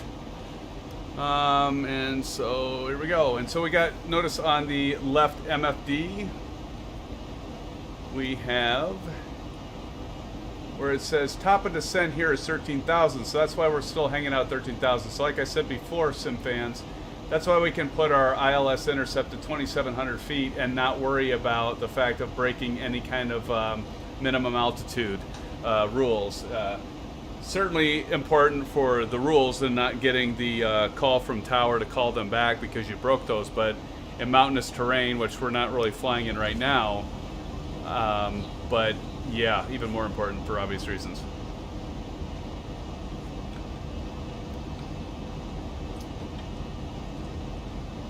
And then what we'll do, SimFans, as we get closer to landing on runway 9. Oh, here, let me show you something. So we can go to initial reference, and so here we've got flaps at 15, flaps at 30, flaps at 40, and then what our approach speed should be. I usually add about 5 knots just for safety on that. Notice here we could also see where we should have set it to 095. I could have looked at that rather than the chart I have on my other computer here, and then the 110.5, which we did plug in. So if you don't have a chart available, the nice thing about Zibo, and if you have the Navigraph stuff updated, you can see that. We got a glide slope on, so we'll be able to intercept that. Our throttles are now pulling back because we are going to start descending again. Yeah, exactly, Aces. Possible pilot deviation. Yeah, that's not something you want to hear as a pilot, is it? That is not something you want to hear.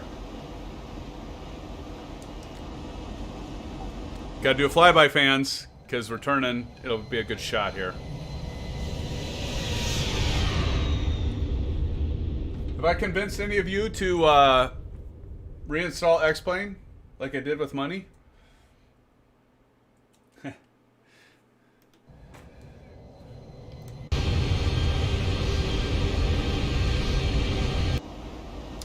So, quiz time. Ace is down. What do we need to do once we go under 10,000 feet with this bird? Any guesses?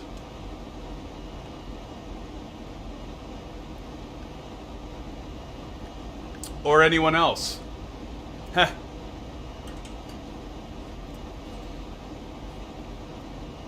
Who wants to take a guess? What are you supposed to do? See, now I've got a cheat sheet, Aces, so I gotta admit. What we need to do once we get under 10,000 feet. Anybody else want to take a crack and chat?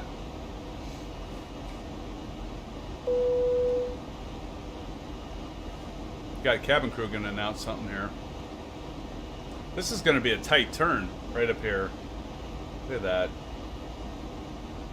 Absolutely right. Return to your seat as the seatbelt sign is now on. We do have to slow down under 250. Absolutely. That is one of the We things. have begun our final descent into Atlanta. Flight attendants will be passing through the cabin to collect any trash one final time. There's Atlanta. Please ensure tray tables are stowed and seats are in the full upright position. Please also store any carry-on items either in the seat back pocket or under the seat in front of you. Please complete all Wi-Fi related tasks and stow any larger electronics. So, yep, under 250, and that was the main thing I was looking for. And then what else do we need to make sure we do once we're flying a commercial airliner under 10,000 feet?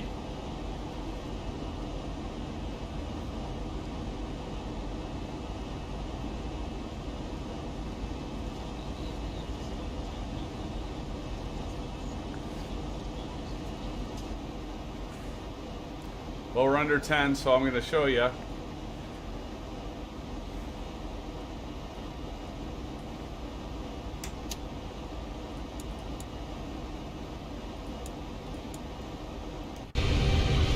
Turn those bad boys on, right? Gotta turn on our landing lights.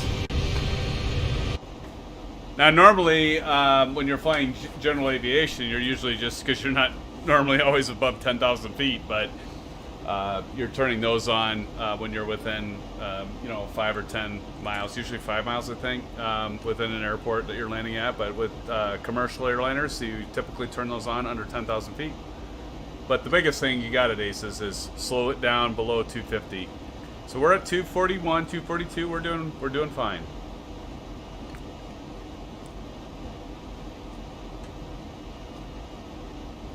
Pressurization is another good point. So that's you'll see this if you go back, Aces. But yeah, that's why we set this to 1,050. That's the elevation, close to it. I think elevation of Atlanta's at 1,026 feet above mean sea level. But pressurization is definitely one that is another thing to make sure you've got that set right. Good job. Absolutely. Okay, so those of you that don't know, Ace is down. That's in chat with us tonight. He is a real pilot, and I've definitely enjoyed him being a viewer and helping me keep honest. Got another notification here, and then we're gonna probably start. This is gonna be a sharp turn. We'll see how this pans out, friends. I don't know. This will be interesting. Now, once we start getting turned, and we'll start going for that intercept of the ILS, we will switch it to approach mode, which is, whoops, I didn't mean to do that, is this button right over here. Right there. We'll switch to approach mode. We've already got our course selected and everything like that. And then we will, once we get to about 170, I think, knots, indicated airspeed, we will do a manual control of this airspeed as we glide into runway 9. Again, it'll be interesting. I'm not nervous, but I will be interested to see how well I land this sucker, because it's been so long since I've landed a big plane like this in an X-plane. So we'll have to see how I do. We're gonna throw in some. We're at 248. We need to be at 240, so we're gonna use the Bravo quadrant to throw in some air brakes, speed brakes, to try to bleed off some of that speed, as you can see in our indicated airspeed tape right here. So we're targeting that 240 right there. So we're getting this, so we can take some of it out, take a little bit of it out, and we'll take all of it out. Okay, actually, we need to do the pre-landing, so I'm going to set the auto brakes to 3. Let's make sure I'm not missing anything, SimFans. Flaps on schedule. We're not quite there yet on the flaps. Auto brake we set.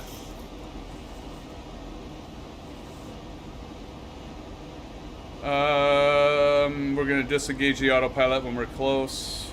Thrust reversers, I'm going to show you how that works on this.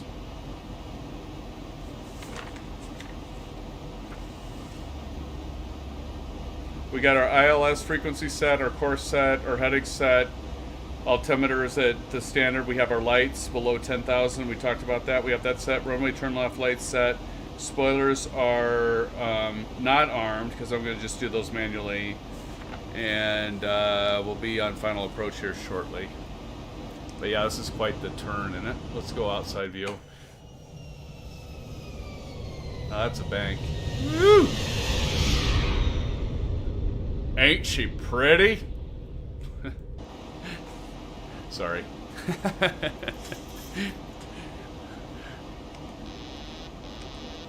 Autopilot disengaged. What the? Why did autopilot disengage? Probably because we were banking too hard, I'm guessing. Because that was a pretty hard bank.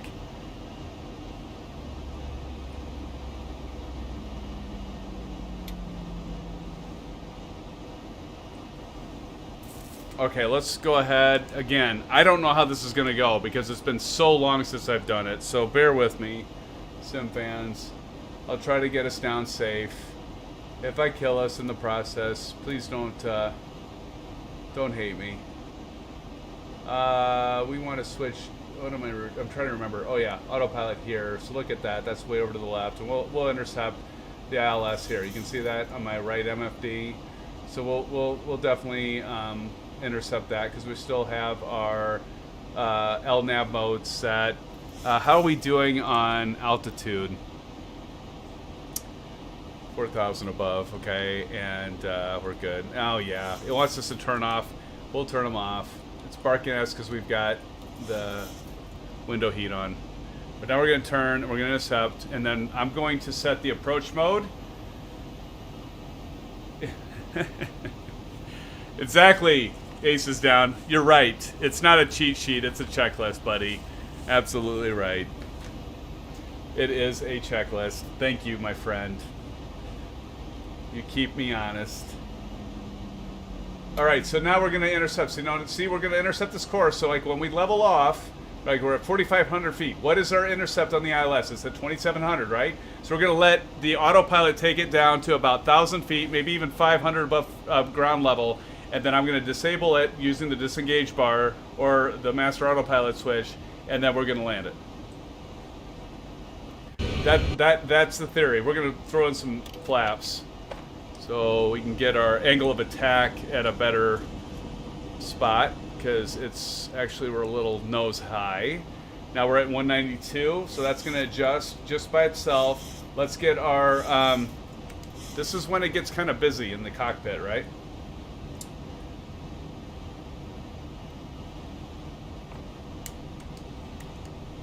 There I go. Right, so approach mode set. Now notice it says single channel, so it's going to intercept that. See, now we got the intercept of the localizer. So this is a localizer. In our instrument landing system, that's what ILS stands for. It's going to glide our aircraft. So like here is our descent profile. So we're going to intercept that at 2,700 feet, and we will approach it, and it'll be like, look, Mom, no hands, right?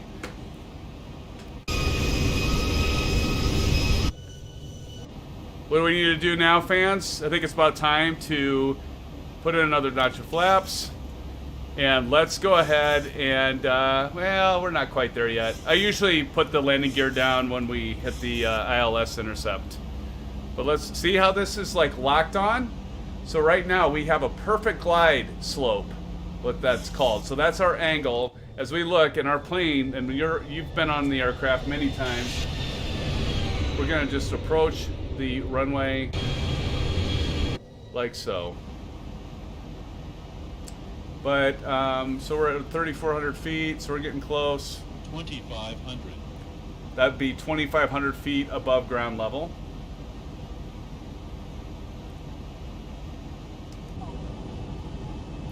At this point, we can go ahead and do the landing gear. So notice on the Alpha, or the Bravo quadrant rather, the Honeycomb, we're gonna put the landing gear down. Now one thing about this though, see it went here, it didn't go all the way down. And I have to do it twice. There's gotta be a fix for that. There goes the landing gear, so don't forget that. Alright, here we go. How well will I do? So we got 147, we're gonna say 147 at full flaps. So I'm gonna start. Actually, I'm going to do indicated airspeed on this because I can do that. So notice I can do the dial. I'm going to put it all the way down to 147. I'm going to put another notch of flaps in. We're going to watch the flyby.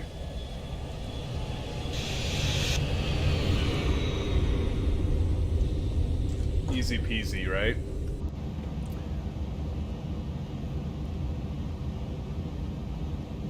And we're getting closer, so let's put another notch in. See that coming down. Feet stabilized, Mr. Perch, altitude 7. Alright, put the last notch in. So we're right at 147. That brings it all down in. Alright, so I'm going to switch over. Autopilot off. I definitely need to trim this baby out.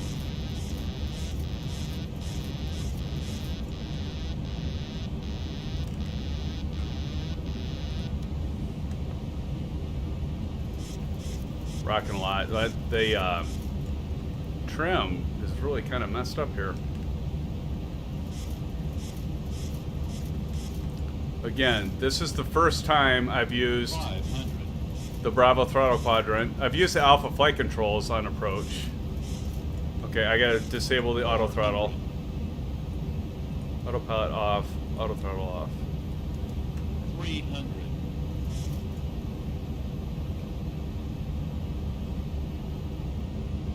200.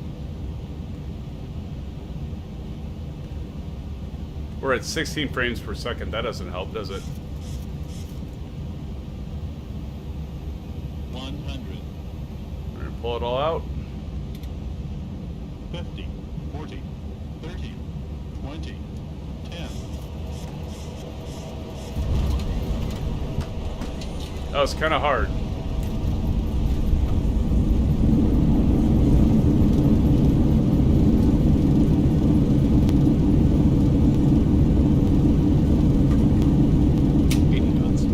Take those reversers out.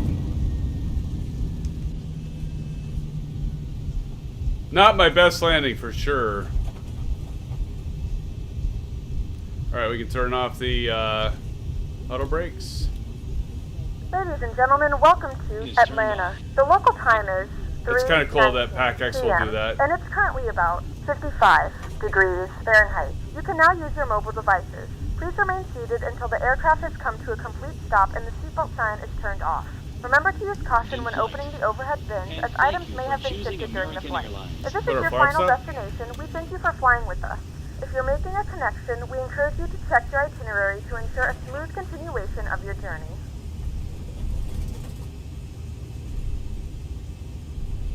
All right, SimFans, welcome to Atlanta.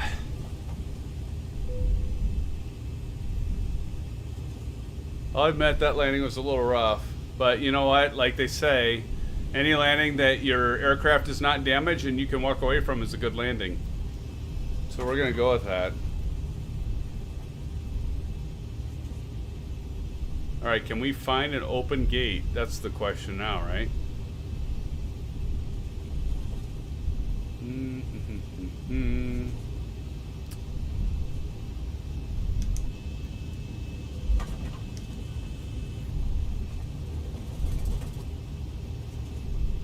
I don't see any gates open.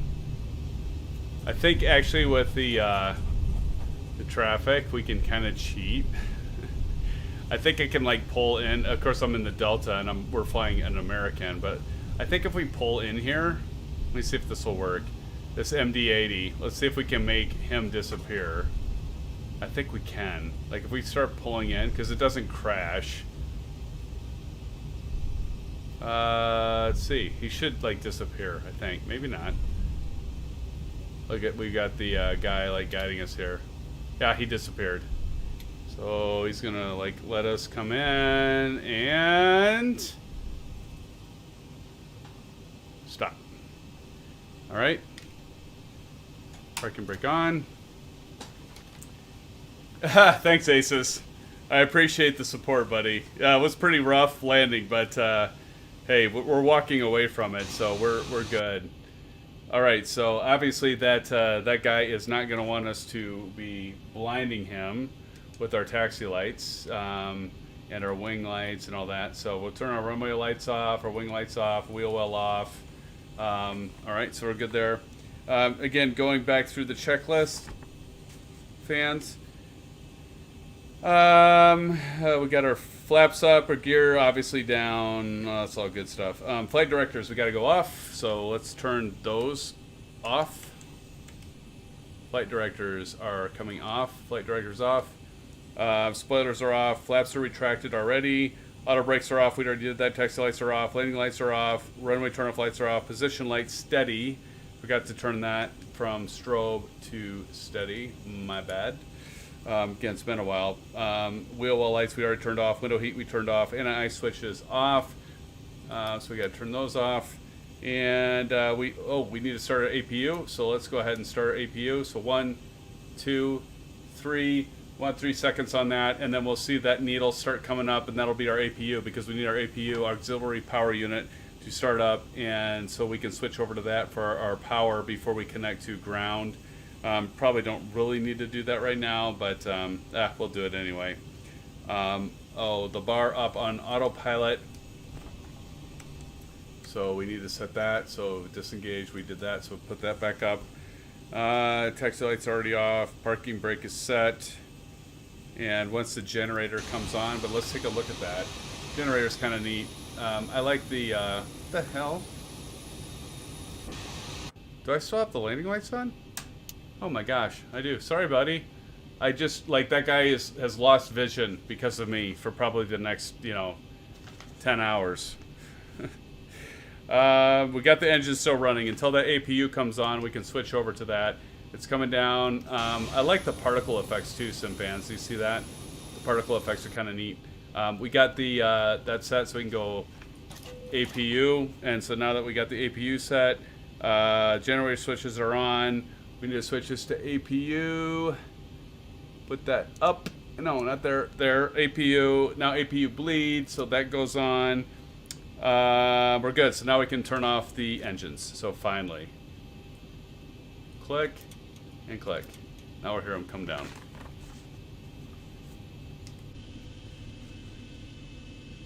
So engine 1, 2 cut off. Master is going to be on, or the master warning is on, because look at the people walking around. Here comes our jetway. That's cool. So our APU generators, engine 1 and 2 off, master warning off, wheel chocks, we're not going to worry about that. Parking brake's already set. Ground power, they say they want that on, so we'll go down here. Ground services, GPU connect. Still got to go up here, hit that on.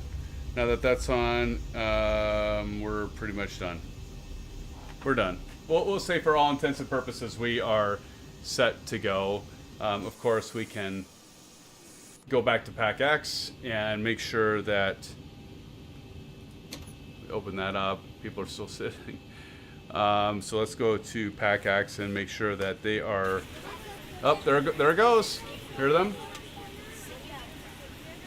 They are now deboarding.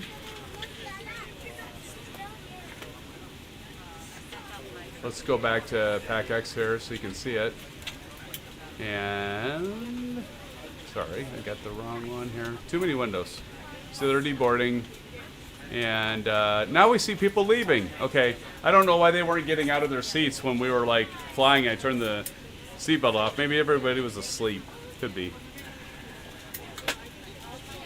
But people are now getting off the plane. And one of the things that you can do is you can speed that up if you want. You can just go over here and you can say, all right, tell them to get the hell off as fast as possible. Where's that at? It's right here. Diversion of recording, where is that at? Flight check. How many more passengers do we have back there in the cabin? We're still deboarding. Well, that didn't answer my question, did it?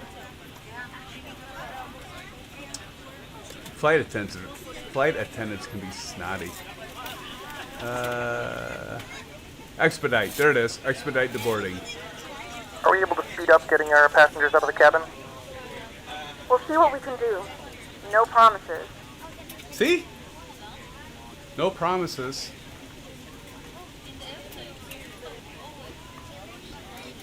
Well, while we're deboarding, let's go ahead and kick that off.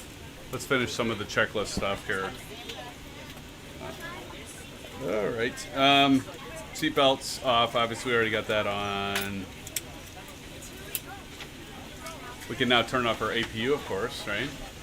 We'll turn that off. That's going off. APU lead off. Anti-collision. The beacon is off. Let's see. Turn that off from steady. Yaw damper. Turn that off. Pitot switches and probes are off. Check. Engine start switches both off, so we'll switch those back to off. And hydraulic pumps all off, as well as fuel pumps. Those are all off. Master warning will be on again, of course, because we're doing all that. So turn that off. Master warning's off. External lights all off. I think we already have them off, but we'll double check that. Do we have them all off? Yeah, I think we're all off there. And emergency lights off. There we go. IRS selectors, of course. Can't forget those up here. We switch those to off. Got those off. And AC voltmeter to standby power.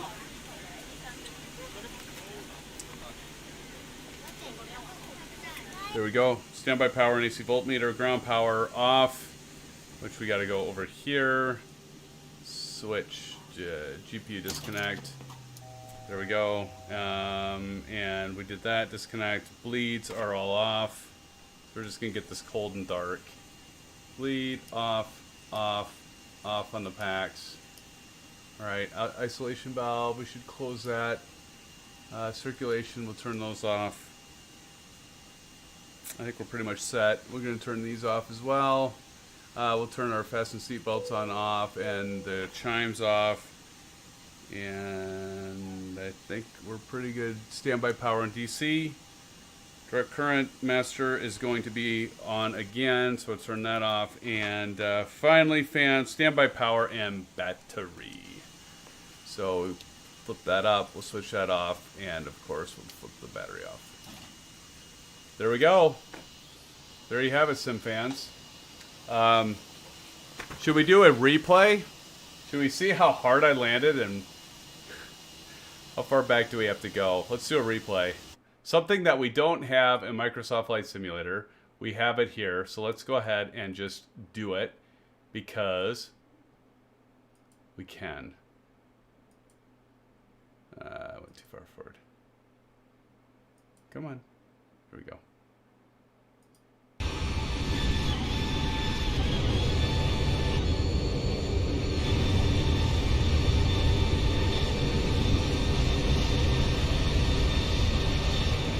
Get that up.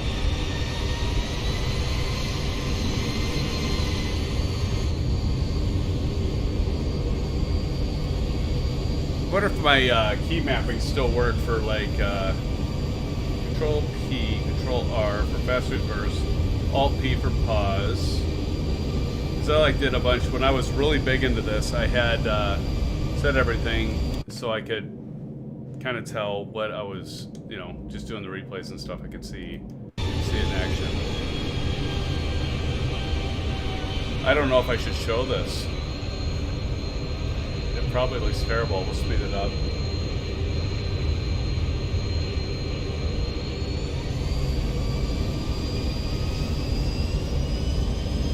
And then I turned, yeah, look at that. I turned the autopilot off and it's just like,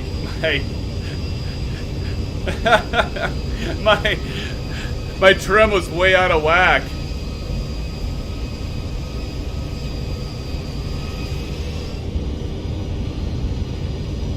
This is gonna be, I don't know. It's not gonna be good. Oh shoot! I've got the. Hold on.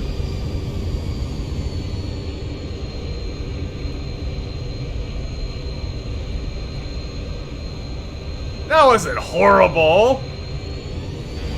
Wasn't horrible.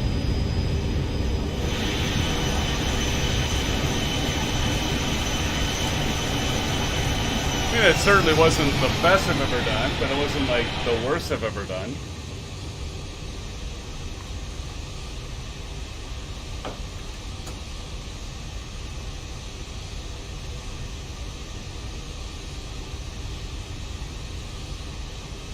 I don't know. Tell me, Asus, was that terrible?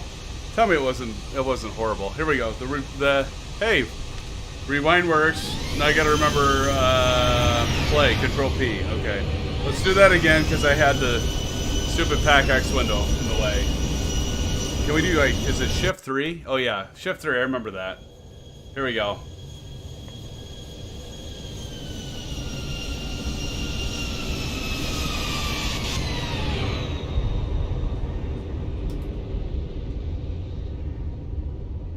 That wasn't bad. It seemed, well, it was a little rough. I mean, it certainly wasn't the best I've ever done, but give me a break. I haven't done this for quite a few months, and Aces, I know you already gave me a break, so thank you. But, all right, well, one more. We're going to go reverse, and we're going to do wing view. Okay, so here we go. Wing view coming in for landing at Atlanta, folks.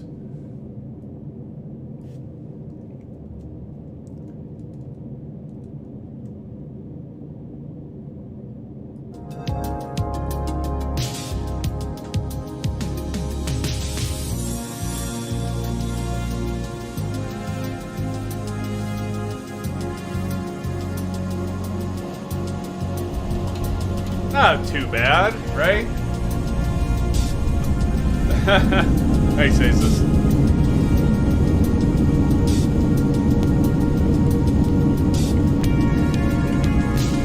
The important thing is I got us all back safe.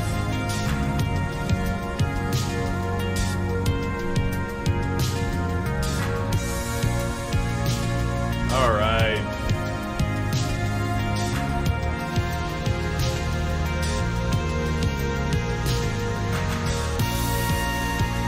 See the grass, and that's a pretty good airport.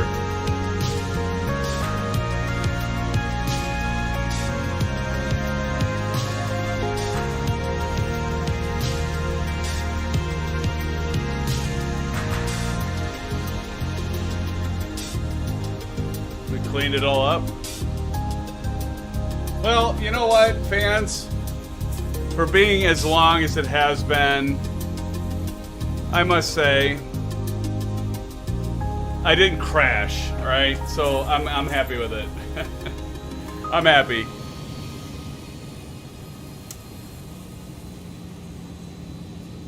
I am happy.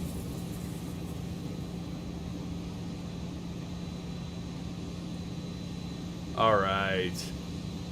Good deal.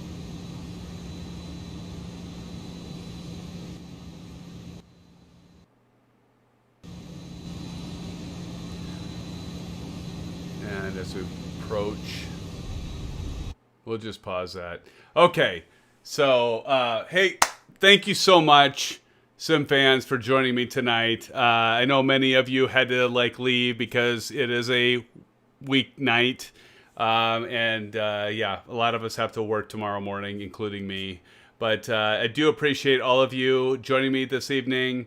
Special call out to Money in chat. And of course, as always, Aces Down. Thank you, buddy, for being here. I do appreciate you being so dedicated to this channel and my streams and content, so I appreciate that. But all of you as well, all my viewers, all my subscribers, I do appreciate every one of you, every single one of you. I do appreciate, and I just I'm having so much fun with all of you doing this. So hopefully you like it. If you did, do a thumbs up, smash that thumbs up and like button, subscribe to the channel if you haven't already, and we will see you soon. And as always, blue skies, right? Blue skies, stay safe, and we'll see you soon. Check it out this weekend. I'll be on. Take care, my friends.